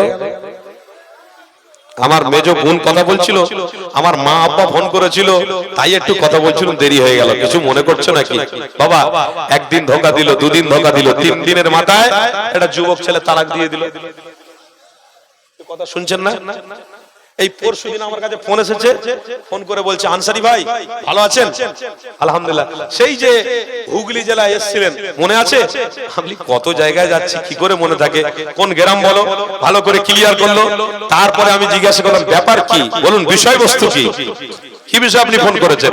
না ভাইজান আমি একটা বিষয় নিয়ে ফোন করেছি। আমি বললাম বলো। না ভাইজান আমি থাকি হায়দ্রাবাদে, তো এখন একটা তালাক দেওয়া হয়েছে মেয়েটাকে, এখন কি করে কি হবে কোনো সমস্যা। আমি বললাম তালাক দিয়েছো কি করে কি হবে, আমি তো মুফতি সাহেব নয়, আমি তো ফতোয়া দিতে পারি না, তো সেই হিসেবে কি করে কি হবে আমি তো সেটা বলতে পারছি না, কিন্তু বিষয়টা কি একটু ভালো করে ক্লিয়ার করলে তাহলে কিন্তু আমি একটুখানি যদি হলেও একটু গাড়ি ড্রাইভারই তো জানি, হ্যান্ডেল তো একটু ধরতে জানি, টুকটুক করে একটু গাড়িটা এগিয়ে একটু আগের দিকে নিয়ে যাব, বিষয়বস্তুটা বলো। তখনই সে বলছে ভাইজান সে আমার কি বলবো, আপনি কিছু মনে করবেন না? না মনে করবো, বলো না কি হয়েছে বলো না। আরে বিষয় যখন জানতে চাচ্ছ লজ্জা কিসের, ভালো করে বলো। না ওই আমার স্ত্রীর সঙ্গে একটু ঝগড়া করেছি, করে আমি 3 তালাক দিয়েছি। আমি এই রে, তুমি এত দূরে থাকো, তোমার স্ত্রী থাকে হুগলি জেলায়, তুমি 3 তালাক দিলে কেন, কিসের জন্য? এটা তো ঠিক নয়। না বুঝে সুঝে কিছু জানো না শোনো না তুমি এরকম ভাবে। না ভাইজান যখনই ফোন করি ব্যস্ত, যখনই ফোন করি মোবাইল ব্যস্ত, আমি সেই জন্য 3 তালাক, রেগে 3 তালাক দিয়ে দিয়েছি। আমি বললাম ভাইজান এটা তো ভুল হলো, রেগে আপনি 3 তালাক দিলেন, দেওয়ার আগে আপনাকে তো বোঝার দরকার ছিল। তার মানে কি বুঝছেন, কি বুঝছেন কি, যেমন কর্ম, ওই একটা ছোট বই আছে, যেমন কর্ম তেমন তার ফল। আমি ওই বইটা পড়ছিলাম, পড়তে পড়তে দেখছিলাম সত্যি যেমন কর্ম করবে তেমন ফল হবে। আজ যারা মনে মনে করছো যে আমরা অন্য কোন নারী রেখে নিজেকে সামলে নিতে পারবো, অন্য কোন নারীর সাথে সম্পর্ক করে নিজেরা নিজেদের জায়গাকে স্ট্রং করে রাখতে পারবো, মনে রেখে দিও তোমার নসল থেকেও কিন্তু বাচ্চা আসবে, তোমার স্ত্রীর নসল থেকেও কিন্তু বাচ্চা আসবে। সেই বাচ্চাও আবার বড় হয়ে কোন একটা নারীর সাথে তোমার চোখের সামনে জিনা করবে, সেদিনে কিচ্ছু করার ক্ষমতা থাকবে না। কেন? সেদিন আপনি লাঠি নিয়ে এই মাজা কুজো করে হেঁটে হেঁটে যাবেন রাস্তায়, কোনো ক্ষমতা থাকবে না, না রক্তের গরম থাকবে না যৌবনের গরম থাকবে। সেদিন আপনার ছেলে আপনার সামনে জিনা করবে। তাই ইমাম গজ্জালি রহমাতুল্লাহ আলাইহি বলেছিলেন ওয়াক্ত रहते रहते अल्लाह के रसूल को मोहब्बत कर लो, वक्त रहते रहते रसूल के साथ मोहब्बत कर लो, इंशाअल्लाह तुम्हारा नस्ल को भी अल्लाह के रहमत से वो भी जन्नत में जाने वाला हो जाएगा। আরো জোরে বলো, আরো চিল্লে বলো। পাইকপাড়া গ্রামের বাপ ভাইরা আমার আলোচনায় কষ্ট পাচ্ছেন, তাহলে যেমন কর্ম তেমন ফল হবে না, হবে না? ওই জন্য এখন থেকে আল্লাহর কোরআনকে ফলো করো। আল্লাহ কোরআনে নিজে বলছেন ইয়া আইয়ুহাল্লাযীনা আমানু, হে বিশ্বাসীগণ, কু আনফুসাকুম ওয়া আহলিকুম নারা, তোমার পরিবারকে এখন থেকে তুমি 3টে জিনিস দিয়ে যাও। কটা জিনিস দিয়ে যাবেন? কটা বললাম? 3টে। এক হলো নীতি, আর এক হলো সুন্নাত নববী, আর তৃতীয় হলো নীতি। নীতির উপরে ঠিক থাকো। স্ত্রী পর পুরুষের সাথে কথা বলবে মানে বিশ্বাস করুন যে হাকিকাতে নীতির উপরে মজবুত আছে। যে নিজের স্বামী এর সালাম দেয়, নিজের স্বামী বাড়িতে ঢুকলে তার হাতে কি খাবার আছে না আছে ওটা দেখে না, নিজের স্বামী বাড়িতে ঢুকলে আগে তার ব্যাগ দেখে না, আগে তার মুখের দিকে তাকায়, কত কষ্ট করেছে আমার স্বামী আমার কলিজার টুকরা বাচ্চাদের জন্য, কোথায় হায়দ্রাবাদে, কোথায় গুজরাটে, কোথায় উত্তর প্রদেশে পড়েছিল, আজ আমার স্বামী এসেছে সালাম দিয়ে তার গ্লাসে পানি দিয়ে তাকে বলে বসো, তোমার মুখটাকে দেখি, অনেক দিন ধরে দেখা হয়নি। ওই স্ত্রী বলে আর ঝরঝর করে কাঁদে, খোদার কসম তুমি যে নামাজ পড়ো, রোজা রাখো, তুমি যে আমল করো, ওই আমলের উপরে আমিও কিন্তু আমলদার হয়ে গেছি। আমার ইচ্ছা দুনিয়া থেকে চলেই তো যাবো, জান্নাতে একই সাথে দুজন থাকবো। জোরে বলবো। তবে আমার বাচ্চা কাচ্চা আছে, আমার ছেলে মেয়েরা আছে, এদের ভবিষ্যৎ কিন্তু আমরা অর্থ দিয়ে নাও যদি করতে পারি, তিনটে নীতির উপরে রেখে যাব, তিনটে কথার উপরে রেখে যাব।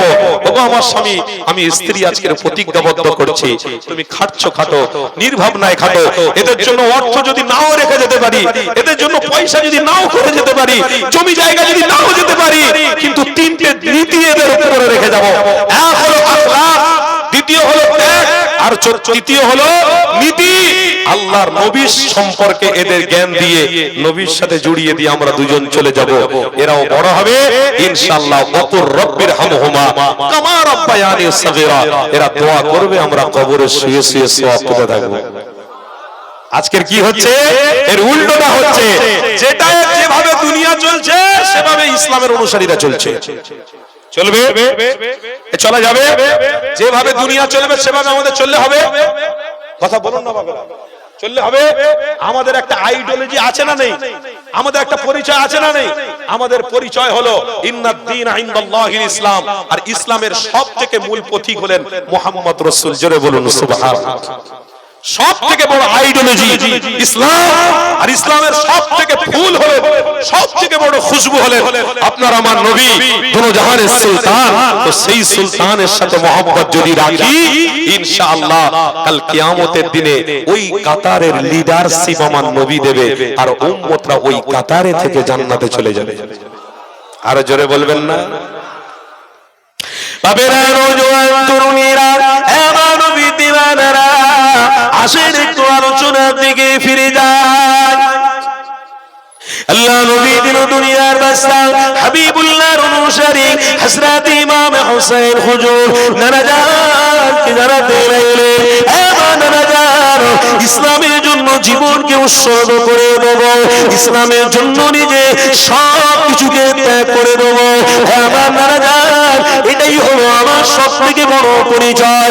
এই যুবকেরা, তরুণীরা, আপনারা, আল্লাহ নবী দিন দুনিয়ার বাদশা হাবিবুল্লাহ হযরত ইমাম হুসাইনকে ডাক দিলে, হযরত ইমাম হাসানকে ডাক দিলে, এবার হাসান রে, ইসলামের জন্য, নবীর জন্য, নামাজের জন্য, কোরআনের জন্য তোমার কত মায়া রয়েছে।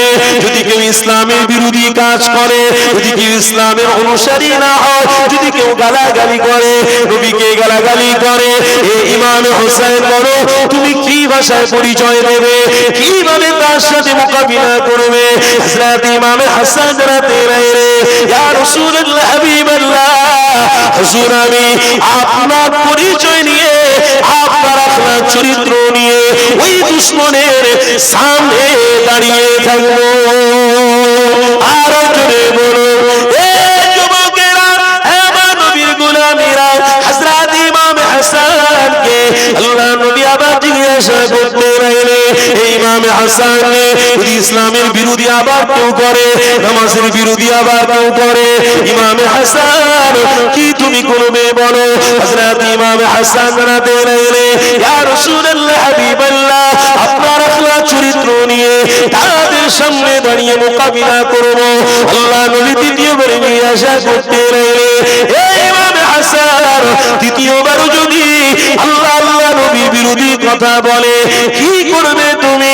হযরত ইমাম হাসান জানাতে লাগলেন, ইয়া রাসূলুল্লাহ, হাবিবাল্লাহ, তৃতীয়বারেও আমার রাসূলের আদর্শ নিয়ে মোকাবিলা করব। আর জোরে বলুন, এই যুবকেরা, তরুণীরা, আপনারা, আল্লাহ নবীর আদর্শ নিয়ে দুশমনের সাথে মোকাবিলা করবে। কথাটা কিন্তু অনেক বড় গুরুত্ব, এটার মধ্যে আপনার আমার শিক্ষা লুকিয়ে রয়েছে। এই নবী দিওয়ানারা, আমার রাসূলুল্লাহর গোলামেরা, কি শিক্ষা রয়েছে শুনে রেখে দিও। আমার নবীর আখলাক হলো দাড়ি, আমার নবীর চরিত্র হলো টুপি, আমার নবীর সুন্নাত হলো সুন্নতি লেবাস। এই যুবকেরা, এই সুন্নতি লেবাস যদি তুমি নিয়ে রাস্তায় হাঁটাহাঁটি করো, এই সুন্নতি লেবাস নিয়ে উড়োজাহাজে ওঠো, এই সুন্নতি লেবাস নিয়ে ট্রেনে ওঠো, এই সুন্নতি লেবাস নিয়ে যে জায়গায় যাও না কেন, এই দেশে যাও না কেন, কিন্তু তোমার নীতি হবে একটা। কি নীতি থাকবে? আল্লাহ নবী দেখানো পথে আমি যখন চলতেছি, অবশ্যই এই পথ আমাকে ধরে রেখে আল্লাহ নবীর সাথী হয়ে জান্নাতে যেতে হবে। আরো জোরে বলুন, এই যুবকেরা, তরুণীরা, আপনারা। কিন্তু আজকে দিনে দেখা যায় দুনিয়া যেমন চলছে, তেমনি আমার ঘরের মা চলছে, তেমনি আমার ঘরের বিবিরা চলছে। আমার আম্মা জানিরা, আমার বুবু জানিরা, মনে রেখে দিও, যে নীতি আদর্শ নিয়ে চলছো, যে অন্যায় ব্যভিচার জিনা নিয়ে চলছো, এই জিনা ব্যভিচার ফি নারি জাহান্নাম খালিদিন ফিহা আবাদা, জাহান্নামে পৌঁছে দেবে। আমার নবী পাক জানাতে লাগলেন, ওয়ালা তাত্তাবিউ খুতুওয়াতিশ শাইতান, ইবলিস শয়তানের বিরুদ্ধে চলো, ইসলামের বিরোধী করো না গো, আল্লাহ নবীর বিরোধী করো না গো।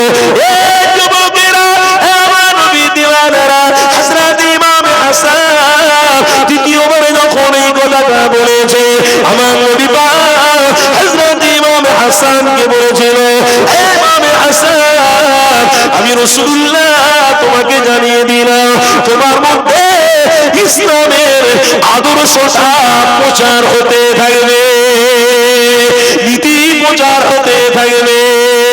আরো জোরে বলুন, আরো মহব্বতে বলুন। এই যুবকেরা, তরুণীরা, আপনারা হযরত ইমাম হাসানের কথা শুনে আমার নবী পাক জানাতে লাগলেন, হে আমার হাসান, তুমি যে ইসলামের পক্ষবাদী নেবে, তুমি যে ইসলামের আদর্শ ছড়াবে, ইসলামের নীতি নিয়ে তুমি দুশমনের সাথে মোকাবিলা করবে, এই ইমাম হাসান রে, আল্লাহ তোমার এই ভাষাটাকে কবুল করে নিয়েছে। এই ইমাম হাসান রে, আল্লাহ তোমার নসল থেকে ইরানে পীর দস্তগীর বড় পীর আব্দুল কাদের জিলানী পাঠাবে। আরো জোরে বলুন।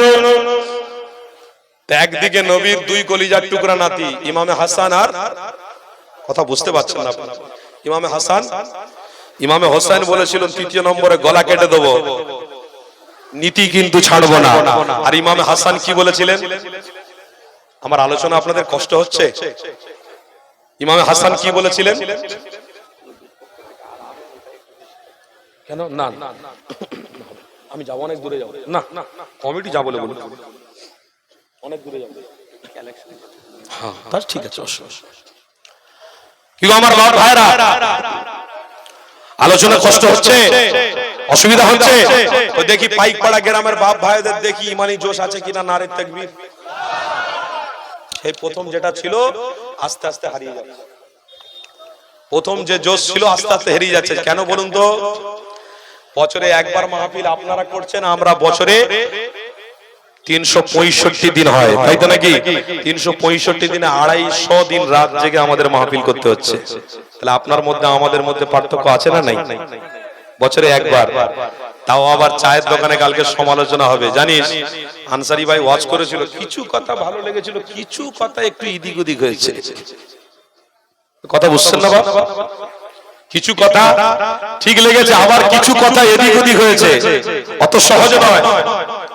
আল্লাহর শুকরিয়া আদায় করে বলছি, এই যে কথাটা যারা সমালোচনা করবে তাদের জন্য একটা আল্লাহর নবী বাণী বলে গেছেন, কি? ওমান সাতারা মুসলিমান সাতারাল্লাহু ফিদ দুনিয়া ওয়াল আখিরাহ। কারোর বিরোধিতে কোনো তোমরা জড়াবে না, কারোর গালাগালি করবে না, কারোর বিরোধী করতে যাবে না। কেন? যদি বিরোধী করো, কারোর চক্রান্ত যদি পড়ো, কারোর খারাপই যদি তুমি প্রকাশ করো, কাল কিয়ামতের দিনে আল্লাহর নবী বলছে তোমার ভাড়ে যা আছে আল্লাহ সব কিয়ামতের মানুষকে প্রচার করে দেবে।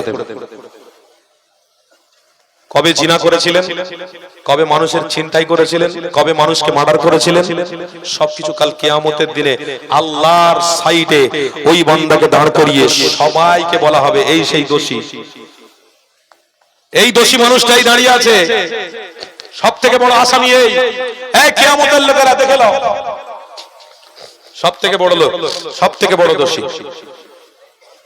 আল্লাহ নবী ওই জন্য ভবিষ্যৎবাণী করে গেছে যে 1000 বছর আগে ওমান সাতারা মুসলিমান সাতারাল্লাহু ফিদ দুনিয়া ওয়াল আখিরাহ। খবরদার কারোর বিরুদ্ধে কথা বলবো না, বলুন ইনশাআল্লাহ। জোরে বলুন না ইনশাআল্লাহ। কি অসুবিধা হচ্ছে নাকি? বলুন না ইনশাআল্লাহ। তাকবীর দেন না, নারে তাকবীর। আপনারা গুলোলে আমার আলোচনাও গুলিয়ে যাবে। আলহামদুলিল্লাহ, চিন্তা নেই, যে আলোচনা শুরু করেছি শেষ করব আমার সময় মতো। যদি ইমানের জোশ আপনাদের থাকে তাহলে ইনশাআল্লাহ উপকার আপনাদের হবে, আমারও হবে। কি? নবীর হাতে জান্নাতের পানি পান করা হবে। পান সবাই করবো তো ইনশাআল্লাহ। তার জন্য ত্যাগ, সুন্নাত নববী আর নীতি, তিনটে ঠিক রাখতে হবে। এই তিনটের উপরে কিন্তু আজকের পুরো কথা শেষ করব। এই তিনটের জিনিসের উপরে আজ পুরো টোটাল কথাটা আমি শেষ করব। তাকবীর দেন, নারে তাকবীর। পাইকপাড়া গ্রামের বাপ ভাইরা আরো আওয়াজ দিয়ে দেন, নারে তাকবীর, নারে রিসালাত। মাসলাতে মুজাদ্দিদে জামান, মাসলাতে আবু বকর সিদ্দিকী, হে জিবুল্লাহ, দাদা হুজুরের ভক্ত মুরিদগণ, মতিলাল পাইকপাড়া গ্রামের বাপ ভাইরা বলুন জিন্দাবাদ। মতিলাল গ্রামের নবীর গোলামগণ বলুন জিন্দাবাদ, নারে তাকবীর। একটা স্লোগান দেবো, আপনারা বলবেন, আমি বলবো কি আই লাভ, আপনারা বলবেন আল্লাহ। আবার বলবো আই লাভ, আপনারা বলবেন রাসূলুল্লাহ। আই লাভ হচ্ছে না, জোরে I love, I love, I love Rasulullah. I love, I love. I মানে আমি, লাভ মানে ভালোবাসি। কাকে? মুহাম্মদ রাসূলকে। এটা বলা অপরাধ? এটা বলা অপরাধ? যুবকরা, জীবন যদি উৎসর্গ করতে হয় তো তুই ইতিহাস পড়ে দেখবে। এটা বলার জন্য যদি অপরাধ হয় তাহলে নিজে বেঁচে না থেকে নিজের গার্দান থেকে দুশ্মনের সামনে কাটিয়ে দিয়ে দেখিয়ে দিতে পারি যে আমিও কিন্তু আমার অন্তরে রাসূলকে বসিয়ে ফেলেছি। অত সহজ নয়। যে যার কাজ সেটা করবে, যার কাজ যেটা আছে সেটা করো। কিন্তু ইসলাম নিয়ে, নবী নিয়ে সব থেকে বড় আমাদের বিরোধী বাড়ছে না কমছে? বাড়ুক, কোনো অসুবিধা নেই। কিন্তু ইনশাআল্লাহ অন্তরে, দিলে, ঈমানের সাথে আমাদের মৃত্যুবরণ করতে হবে। ঈমানের সব থেকে মূল সম্পদ মুহাম্মদ রাসূলকে কিন্তু ভালোবেসেই যেতে হবে। ভালোবাসা যাবে? আমি বলবো আই লাভ, আপনারা বলবেন রাসূলুল্লাহ। আই লাভ, আই লাভ, নারে তাকবীর। আমার বাপ ভাইরা, এইটা হারালে হবে না। এটা একদম যতদিন বেঁচে থাকবেন ততদিন থাকবে। যতক্ষণ না মাহফিল শেষ হবে ততক্ষণ থাকবে। তবে ইবলিস শয়তান দূরে থাকবে, ঈমানটাকে মজবুত হবে, ঈমানদারদের ঈমান মজবুত থাকবে। আসুন একটু আমরা সবাই ভালোবাসায় মুহাব্বতের জামান খুলে একটু দরুদ শরীফ পড়া যাবে? ভালোবাসায় দরুদ পড়ুন। দরুদের যদি উপকারিতা আমরা দেখতে চাই তাহলে আবু দাউদ শরীফটা খুলতে হবে। আবু দাউদ শরীফের মধ্যে স্পষ্ট ভাষায় বলেছেন দরুদের উপকার অনেক আছে, তার মধ্যে দুটো উপকার বলছি। দুটো উপকার কি? যে নবীর গোলাম আল্লাহর জমিনে বসে বসে দরুদ পড়বে, বলছে ওই দরুদের নজরানা আমার হাবিবের দরবারে আল্লাহ হাজির করিয়ে দেবে। আর দ্বিতীয় নম্বর কি? যে আল্লাহর বান্দাটা বসে বসে দরুদ পড়বে, ওই বান্দার মাথার উপরে আল্লাহ নবীর ওসিলা দিয়ে, দরুদের ওসিলা দিয়ে রহমতের ছায়া করে রেখে দেবে। তাহলে উপকার আছে না নেই? বাস তুমি তোমারটা নিয়ে চলো, আমি আমার নবী নিয়ে চলবো। ঠিক না ভুল বলছি? আপনি আপনারটা নিয়ে চলুন, আমি আমারটা ঠিক রেখেছি, তাই তো নাকি? আপনি আপনার কাজ করুন, আমি আমার কাজ করছি। কথা ঠিক না ভুল বলছি? তাই নীতির উপরে ঠিক থাকুন। আসুন ভালোবাসায়, জোরে মুহাব্বতে একটু দরুদ শরীফ পড়ুন। দরুদ শরীফ, আল্লাহুম্মা সাল্লি আলা।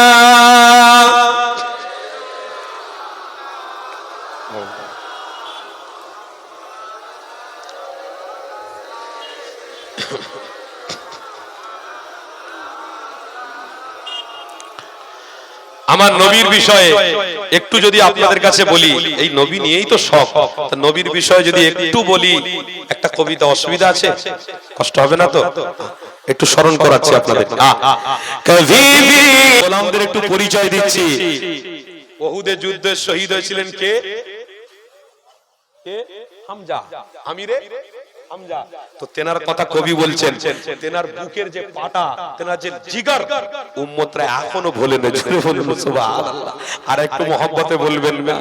উহুদ কি জंग के हमजा का जिगर भुलाना चाहेगा, कभी भी हमसे, कभी भी हमसे हिजरत का सफर भुलाना चाहेगा। বলুন সবাই আলহামদুলিল্লাহ, বলুন সবাই সুবহানাল্লাহ, তাকবীর দেন, নারে তাকবীর। একটুখানি আমার নবী নিয়ে এবার পরিচয় দিচ্ছি, একটা উচ্চারণ করব, আপনারা একটু সাথে সাথে বলবেন। रहेगा सदाए हमारी ज़बां पर, रहेगा सदाए हमारी ज़बां पर, आइला मोहम्मद, आइला मोहम्मद, आइला मोहम्मद, आइला मोहम्मद, रहेगा सदाए हमारी ज़बां पर, आइला, জোরে জোরে বলো নবীর रहेगा हमारे सदाए ज़बां पर, आइला मोहम्मद, आइला मोहम्मद, हमारे तो ईमान का है ओ मकसद, आइला, आइला मोहम्मद, नबी की मोहब्बत का इकरार करना, नबी की मोहब्बत का इकरार करना, नबी से वफा का इजहार करना, मोहम्मद मोहम्मद की प्रचार करना। বলুন না সুবহানাল্লাহ। এই রাসূলের প্রচার প্রসার করব না করব না? আমরা করব না করব না? রাসূলের প্রচার প্রসার আজকে যেমন করছি, করব না করব না? রাসূলের প্রচার প্রসার করতে করতে মরে যাব। বলুন ইনশাআল্লাহ। জোরে বলুন না ইনশাআল্লাহ। मोहम्मद मोहम्मद मोहम्मद की प्रचार करना, फर्ज हम पे सरकार से प्यार करना, বলুন না সুবহানাল্লাহ।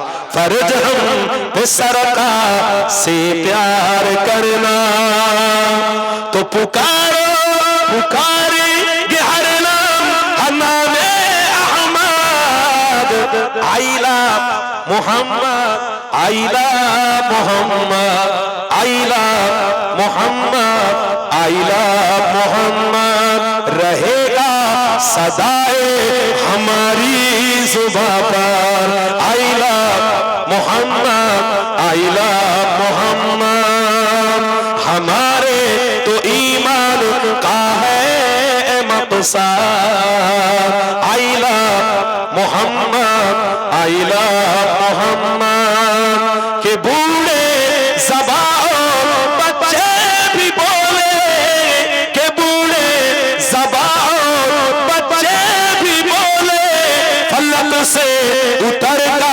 फरिश्ते भी बोले, बोलो ना सुभानअल्लाह, फलक से उतर कर फरिश्ते भी बोले, के बादल के कतरे, के बादल के कतरे कतरे भी बोले, आइला आइला मोहम्मद, आइला मोहम्मद, आइला मोहम्मद, आइला मोहम्मद, आइला मोहम्मद, रहेगा सदाए हमारी ज़ुबां पर, आइला मोहम्मद, आइला मोहम्मद, हमारे तो ईमान का है ओ मकसद, आइला मोहम्मद, आइला मोहम्मद, अल्लाहुम्मा सल्ली अला।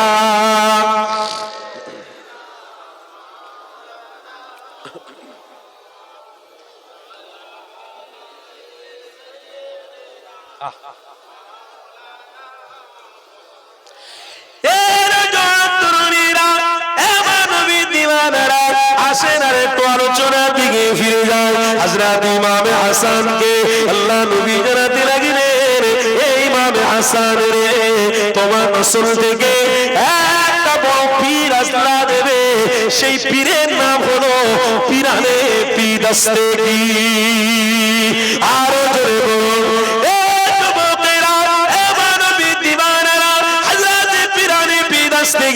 বড় পীর আব্দুল কাদের জিলানী কে হযরত ইমাম হাসানের নসল থেকে আল্লাহ পাঠাবে, ইসলামের পতাকাটাকে আবার উত্তোলন করার জন্য হযরত ইমাম হুসাইনের নসল থেকে হযরত ইমাম মেহেদী আলাইহিস সালাম কে পাঠাবে। এটা আমার নবী জানিয়ে গেছে, অন্য কেউ নয়। তাই আপনাদেরকে এখন থেকে কাঁধার মজবুত করতে হবে, কেন আমার রাসূলুল্লাহর নামকে প্রচার প্রসার করতে হবে, ঈমান মজবুত করতে হবে, নীতি আদর্শ ঠিক রাখতে হবে। এ নবীর দিওয়ানারা, আমার নবীর গোলামেরা, শুনে রেখে দিও, এই পিরানে বিদাস্তেগীররা অবশ্যই আমাদের জন্য অনেক উপকার করে দিয়ে গেছে, জান্নাতের পথ দেখিয়ে দিয়ে গেছে।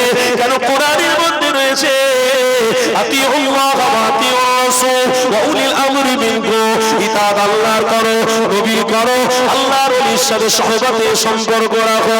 কেন সম্পর্ক রাখবে? কেন আল্লাহর ওলির ওসিলা আল্লাহ তার রাসূল পাওয়া যাবে। এই যুবকেরা, আমার নবীর দিওয়ানারা মনে রেখে দিও। কিতাব পড়ছিলাম, একটু কিতাবের কথা আপনাদের নিয়ে একটু শেয়ার করে দিয়ে আলোচনা করে। বড় পীর আব্দুল কাদের জিলানী আল্লাহর আতাত কেমন করেছিল, রাসূলে কেমন মহব্বত করেছিল। বড় পীর আব্দুল কাদের জিলানী আল্লাহ তার রাসূলের সাথে এমন গভীর সম্পর্ক করেছিল, আমার আল্লাহ সমস্ত পীরদের পীর বড় পীর আব্দুল কাদের জিলানীকে বানিয়েছে। আর সেই পীরের কথা একটু আপনাদেরকে আলোচনা করি। কেন আমার পীর মুর্শিদ মুজাদ্দিদ জামানকে মহব্বত আমরা করি, এই মাহফিলে একটু পীরের কথাও বলতে হবে। বড় পীর হুজুরের আলোচনা একটু আপনাদেরকে শুনতে হবে। কেমন আল্লাহ তিনাকে ওলি বানিয়েছিল, নবীর ইতাআত, রাসূলকে মহব্বত করা এবং আল্লাহর সাথে সম্পর্ক রাখলে কি উপকারিতা আছে, আল্লাহর ওলির সুহবতে থাকলে কি উপকার হবে। এই যুবকেরা, তরুণীরা, আপনারা পিরানে বিদাস্তেগীর বড় পীর আব্দুল কাদের জিলানী হুজুরের ভক্ত মুরিদ একটা রাস্তায় দাঁড়িয়ে দাঁড়িয়ে প্রকাশ্যে জানাতে লেগেছে, আমার পীরকে আমি বড্ড মহব্বত করি, আমার পীরকে আমি বড়ই ভালোবাসি। আমার পীরের নাম হলো পিরানে বিদাস্তেগীর বড় পীর আব্দুল কাদের জিলানী। হুজুরের কথা যেই না বলেছে, একজন গায়ের মুসলমান এসে ওই পীরের ভক্তের কাছে টাকা নিয়ে দিতে লেগেছে। ওই সময় পীরের ভক্তটা বলছে, তুমি তো গায়ের মুসলমান, তোমার অর্থ আমি কেন নেব? এই যুবকেরা, তরুণীরা শুনে রেখে দিও, আমার ওই পিরানে পীর আসতে গিয়ে গায়ের মুসলমান ভক্ত জানাতে রইল, এ বাবা ভক্ত শুনে রেখে দিও, তুমি যে পীরের মুরিদ হয়েছো, আমিও বড় পীর আব্দুল কাদের জিলানীর মুরিদ হয়ে গেছি। আরো জোরে বলো, তুমি যে পীরের নামটা নিচ্ছ, বড় পীর আব্দুল কাদের জিলানী, তেনারও মুরিদ আমি হয়েছি। আপনি গায়ের মুসলমান ব্যক্তি, আপনি মুরিদ হয়ে গেছেন, তা আমার কথা শুনছেন না? গায়ের মুসলমান ব্যক্তি, আপনি মুরিদ হয়ে গেছেন। হ্যাঁ, বড় পীর সাহেবের মুরিদের হাতে হাত দিয়ে আমি ইসলামকে মহব্বত করে ফেলেছি। জোরে বলবেন না? আর একটু চিল্লে বলবেন না?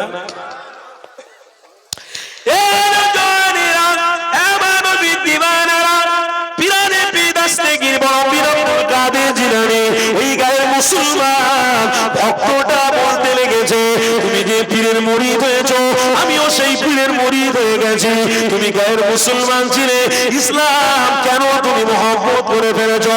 এই যুবক, মনোযোগ দিয়ে শোনো, ওই গায়ের মুসলমান জানাতে রইল, ইসলাম হলো নীতির মধ্যে, ইসলাম হলো আদর্শের মধ্যে, ইসলাম হলো আদর্শ নীতি, এবং ইসলাম হলো আল্লাহর জান্নাতের পথ। আরো জোরে বলুন, আরো মহব্বতে বলেন।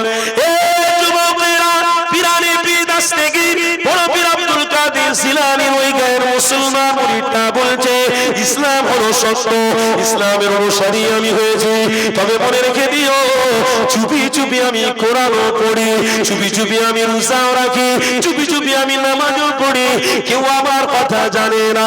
এই যুবকেরা, তরুণীরা, আপনারা পিরানে বিদাস্তেগীর বড় পীর আব্দুল কাদের জিলানী সুহবতে থাকার জন্য গায়ের মুসলমান, তিনিও কিন্তু ঈমানওয়ালা হয়ে গেছে। এই যুবকেরা, এতটা ভক্তি তিনার হয়ে গেছে, কোরআনও পড়ে, নামাজও পড়ে, রোজার মাসে রোজাও রাখে, এমন করে আল্লাহ নবীর গোলাম হয়ে গেছে। এই যুবকেরা, আমার নবীর দিওয়ানারা শুনে রেখে দিও, পিরানে বিদাস্তেগীরের ওই মুরিদটা, গায়ের মুসলমান মুরিদটা মৃত্যু হয়ে গেল। সকলে বলুন ইন্না লিল্লাহি ওয়া ইন্না ইলাইহি রাজিউন। মৃত্যুর খবরটা ছড়িয়ে গেল, গ্রামের সব মানুষ এসে তিনাদের রীতিনীতি অনুযায়ী ওই মানুষটাকে নিয়ে কাঠের উপরে তিনাকে জ্বালানোর ব্যবস্থা হলো। এ যুবকেরা, তরুণীরা, আব্বারা যখন তিনাদের রীতিনীতি অনুযায়ী পোড়ানোর ব্যবস্থা করলো, তখন কার শক্তি আছে, কোন আগুনের শক্তি আছে, যার জবান লা ইলাহা ইল্লাল্লাহ মুহাম্মদ রাসূল বেরিয়েছে, যে জবান দিয়ে কোরআন বেরিয়েছে, যে অন্তরের মধ্যে আল্লাহ তার রাসূলের মহব্বত রয়েছে, ওই দেহের একটা পশম আগুন পুড়াতে পারবে না। আর জোরে বলে, একটা পশমের আগুন ছোঁয়াতে পারবে না। কেন? তার অন্তর নেফাক মুক্ত রাসূলের প্রেমিক। জোরে বলুন সুবহান। কি বলছেন? তার ভিতরে কোরআন আছে, তার ভিতরে নামাজ আছে। ওই বড় পীর আব্দুল কাদের জিলানী রাহমাতুল্লাহ আলাইহির ভক্তটাকে আবার আগুনে ফেলা হলো, জ্বলছে। কি গো, এর পূর্বে হযরত ইব্রাহিম আলাইহিস সালাতু ওয়াস সালাম এসেছিলেন না? হযরত ইব্রাহিম নবী, কি গো শুনছেন না আমার কথা? হযরত ইব্রাহিম নবীকে আগুনে ফেলা হয়েছিল না হয়নি? এই নমরুদের ধরে আগুনে ফেলেছিল, ফেলার সাথে সাথে কি হয়েছিল? কুনি বারদা ওয়া সালামুন আলা ইব্রাহিম। হযরত ইব্রাহিম নবীর একটা পশমও আল্লাহর মাখলুক আগুন পুড়াতে পারে না। জোরে বলে, আর একটু চিল্লে বলো। সুস্থ অবস্থাতে, সুস্থ শরীরে নমরুদের সামনে এসে আল্লাহ নবী ইব্রাহিমকে আবার দাঁড় করিয়ে স্বীকার করিয়েছিলেন যে ইনি হলেন আমি আল্লাহ, পয়গম্বর হলো আমার পক্ষ থেকে প্রতিনিধি। জোরে বলো, আল্লাহর পক্ষ থেকে প্রতিনিধি ইব্রাহিম নবীকে পোড়াতে পারে না। আর আখেরি জামানার নবীর দিওয়ানা গোলাম পিরানে পীর দস্তগীর বড় পীর আব্দুল কাদের জিলানী, তেনার হাতে হাত দিয়ে যে ভক্ত মুরিদটা মুসলমান হয়েছে, ওই ব্যক্তিটার আগুন শক্তি নেই, দেহ পোড়াতে পারছে না। তাজকিরাতুল আউলিয়া এই কিতাবের মধ্যে বলছিলাম, একটু কিতাবের নামও বলে দিলাম, পড়লে পড়বে। কিতাবের মধ্যে আছে ভক্ত মুরিদটাকে যত পড়ানোর চেষ্টা হয় পড়ে না। বলুন আলহামদুলিল্লাহ। কি খুশবু আমরা পেয়েছি বলো। এই খুশবুকে আমরা ছেড়ে দিতে পারি কোনোদিন? বলুন, এই খুশবুকে কোনোদিন ভুলে যেতে পারি? কি খুশবু পেয়েছি, যে খুশবু অন্তরের মধ্যে চলে গেছে, যে খুশবুর মায়া ভালোবাসা অন্তরের মধ্যে এসে গেছে। আগুনের কি শক্তি আছে? ও তো সামান্য আল্লাহর মাখলুক। কি গো, তাই তো নাকি? এক জায়গা থেকে পরিবর্তন করে আরেক জায়গায় আগুনের ব্যবস্থা হলো না, হয় না? তৃতীয় জায়গায় আবার ব্যবস্থা হলো না, হয় না? সবাই মিলে যখন পরিকল্পনা করে, চিন্তাধারা করে, আলোচনা করে বলল এই লাশটাকে নদীতে ভাসিয়ে দাও। কথা শুনছেন না? এই লাশটাকে নদীতে ভেসে দাও। এই নদীতে ভাসিয়ে দিয়েছে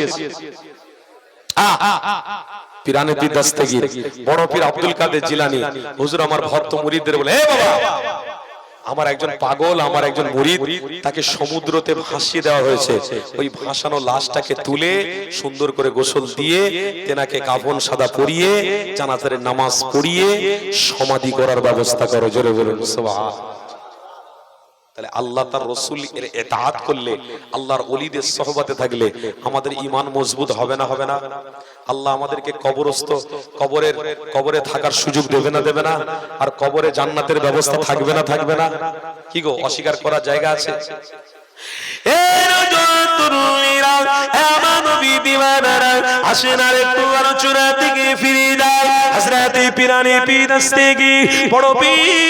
আব্দুল কাদের জিলানী হুজুরের ওই ভক্ত মুরিদটাকে নিয়ে কবরস্থ করে দিয়ে, মিনহা খালাকনাকুম ওয়া ফিহা নুঈদুকুম ওয়া মিনহা নুখরিজুকুম তারাতান উখরা, সবাই তিন মুঠো মাটি দিয়ে যে যার বাড়ির দিকে ফিরে চলে গেল।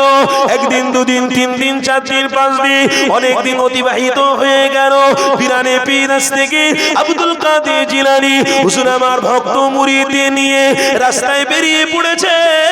বেরোতে গিয়ে হঠাৎ করে যেতে যেতে ওই যে কবরস্থ ব্যক্তিটা, যেখানে কবরস্থ করা রয়েছে, কবরস্থানের সামনে গিয়ে ভক্ত মুরিদদের জানাতে লাগলে, এবার ভক্ত মুরিদেরা ওই যে কবরটা দেখা যায়, ওই কবরটা একটু নিচে নেমে গেছে, ওই কবরটাকে সোজা করে দাও, ওই কবরের মাটিটাকে ঠিক করে দাও। তবে আমার ভক্তরা মনে রেখে দিও, এই কবরটা সেই ব্যক্তি যিনি আজ থেকে অনেক পূর্বে আমি আব্দুল কাদের জিলানী আমার উসিলা দিয়ে আল্লাহ তার রাসূলকে মহব্বত করেছে। আরো জোরে বলো, এ যুবকেরা, পীর দস্তগীর বড় পীর আব্দুল কাদের জিলানী বলছে, আমার ভক্ত মুরিদেরা মনে রেখে দিও, এর কথাটা বলছি। যাও কবরের সামনে গিয়ে কবরটি করতে গিয়ে দেখো গিয়ে ওই কবরে যেমন মাইয়াতকে রাখা রয়েছে তেমনি ভাবে আল্লাহ রেখেছে, এবং কবর থেকে আল্লাহ খুশবু বার করছে। আরো জোরে বলো। পিরানে পীর দস্তগীর বড় পীর আব্দুল কাদের জিলানী হুজুরের হাতে হাত দিয়ে যে মানুষটা ইন্তেকাল করে গেছে তেনার কবর থেকে আল্লাহ খুশবু বার করেছে। জোরে বলুন সুবহানাল্লাহ। ইমাম বুখারী রাহমাতুল্লাহ আলাইহি নবীর এত বড় গোলাম, এত বড় দিওয়ানা, নীতি আদর্শের উপরে মজবুত ছিলেন বলে সেই ব্যক্তিটাকে কাফন দিয়ে দাফন করা হয়েছিল, ওই ব্যক্তিটার মাটিটাকেও আল্লাহ খুশবু করেছিল। বলুন না সুবহানাল্লাহ। কি গো আমার বাপ ভাইরা, তাহলে আমাদের আদর্শ নীতি এবং ত্যাগ ইসলামের জন্য করতে হবে না হবে না? বলুন ঠিক রাখতে হবে না হবে না? এই সমস্ত মাহফিল গুলো যতদিন বেঁচে থাকবো ততদিন চালাতে হবে না হবে না? বন্ধ করে দেবেন নাকি? তাহলে শক্ত হাতে কিন্তু এইগুলোকে একটুখানি মজবুত করে ধরে রাখতে হবে। আর বাকি আপনার ঘরের কন্যা, আপনার ঘরের স্বামী, আপনার ঘরের স্ত্রী, আপনার ঘরের ছেলেরা এই যে খারাপ অন্যায় কাজগুলো করছে, ওই সমস্ত কাজগুলো থেকেও কিন্তু আপনাকে বিরত রাখতে হবে। আপনাকে একটুখানি দেখতে হবে। শুধু অর্থ ইনকাম করে নিজে নামাজ পড়ে চলে গেলে হবে না। আপনার পরিবারকে কিন্তু জাহান্নামের আগুন থেকে বাঁচানোর জন্য আপনাকে চেষ্টা এবং প্রয়াস চালাতে হবে। তবেই তো প্রকৃত আপনি ঈমানদার, তবেই তো আপনি আল্লাহর নবীর পাগল, আল্লাহর নবীর দিওয়ানা। না হয় শুধু লেভাজে থাকবে, মাথায় টুপি, মুখে দাড়ি, আর লেভাজ কত সুন্দর দেখতে ফেরেশতাদের মতো, কিন্তু কথাবার্তা গালাগালি ছাড়া কিছুই নেই। বাজারে বাজার করতে গেলে দেখুন একটা মানুষ ব্যবসা করছে, আমি ব্যবসা করছি, অন্য মানুষ যতটা না গালাগালি দেয় আমার জবান থেকে অনেক বেশি গালাগালি বের হয়। আর আমার মুখে আবার দাড়ি, মাথায় আবার টুপি আছে। দেখা যায় অনেক জায়গায় এই যুবক করে, কিন্তু কার পরিচয় দিচ্ছে যে আমি নবীর উম্মত? কার পরিচয় দিচ্ছে আমি নবীর উম্মত? না, আমাদের ব্যবহার, আমাদের আখলাক, চরিত্রতে অবশ্যই আমরা পরিচয় দিতে থাকবো কি যে আল্লাহ তার রাসূলের অনুসারী। বলুন সকলে ইনশাআল্লাহ। পরিচয়টা ঠিক রাখো। আমাদের পরিচয় তো ইসলাম থেকে, আমাদের পরিচয় তো মুসলমান থেকে, আমাদের পরিচয় তো নবী থেকে। কেন আল্লাহ কোরআন স্পষ্ট ভাষায় বলছে, ইয়া আইয়ুহাল্লাযীনা আমানু তাকুল্লাহা হাক্কা তুকাতি, হে ঈমানদারেরা হাক্কা তুকাতি, হকের উপরে থাকো, ওয়ালা তাকুনু লিমান ইয়ুকতালু ফি সাবিলিল্লাহি আমওয়াত। আরেক জায়গায় বলছে, ইয়া আইয়ুহাল্লাযীনা আমানু তাকুল্লাহা হাক্কা তুকাতি ওয়ালা তামুতুন্না ইল্লা ওয়া আনতুম মুসলিমুন। তোমাকে আল্লাহ মুসলমান বানিয়েছে, মুসলমান ঘরে জন্ম দিয়েছে। কি তাই তো নাকি? তাহলে মুসলমান ঘরে যখন আমি আপনি জন্ম হয়েছি, মুসলমানের ঘরে যখন এসেছি, তাহলে আমাদের হাতের দ্বারায়, কথার দ্বারায়, চোখের দ্বারায়, আমাদের চলার দ্বারায় কোন রকম বেয়াদবি হতে পারে?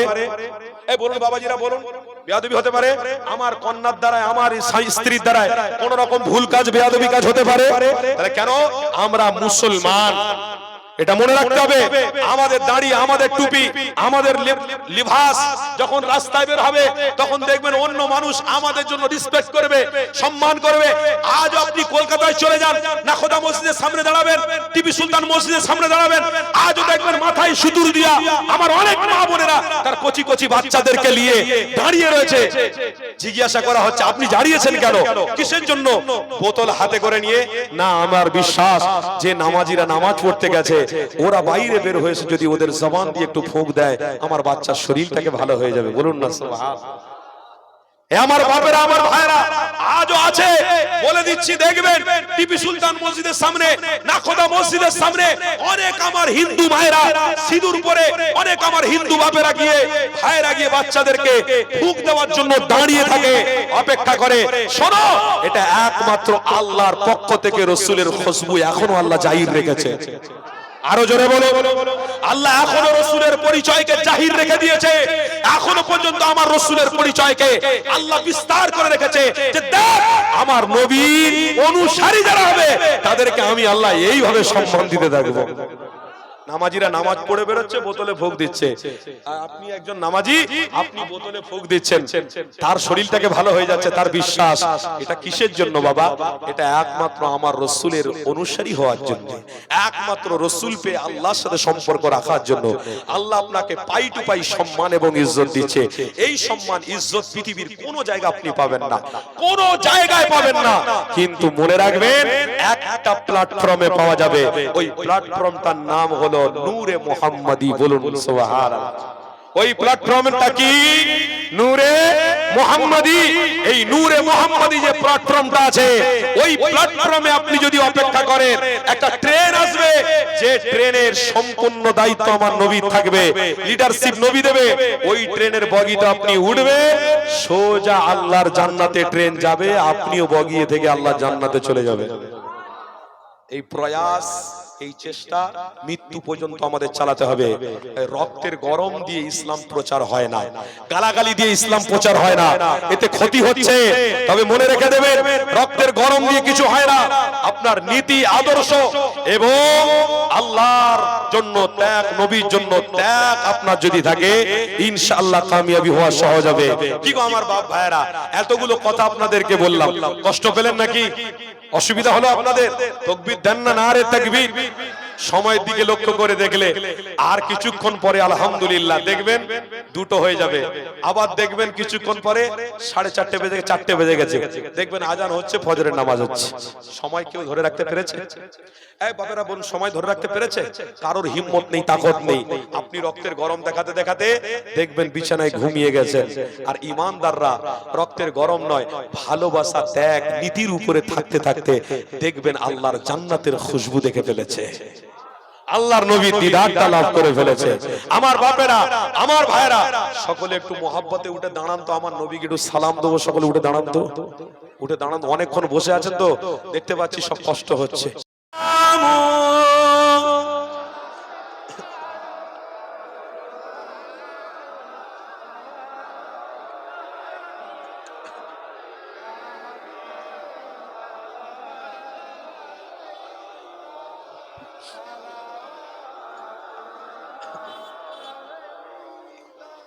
या नबी नामो ओ प्यारा,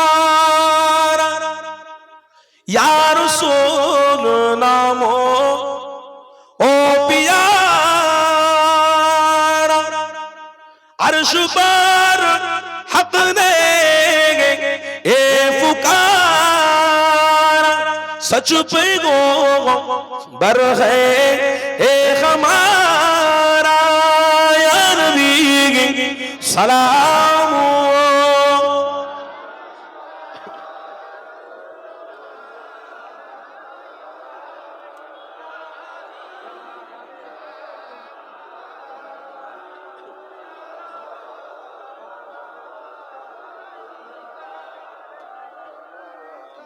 কঠিন হাসরের দিন কি আছে মদে কপালে,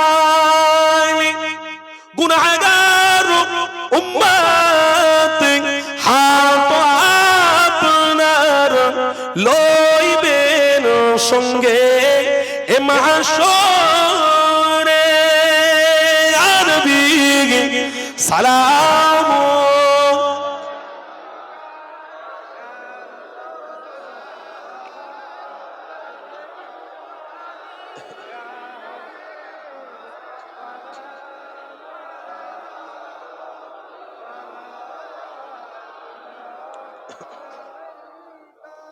आप सुल्ताने ए मदीना,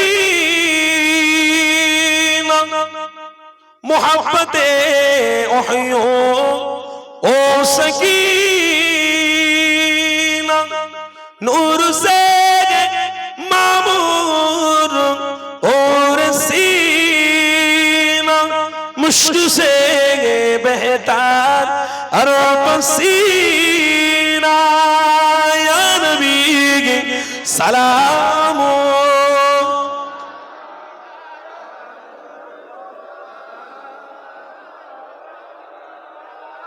या हबीब सलाम।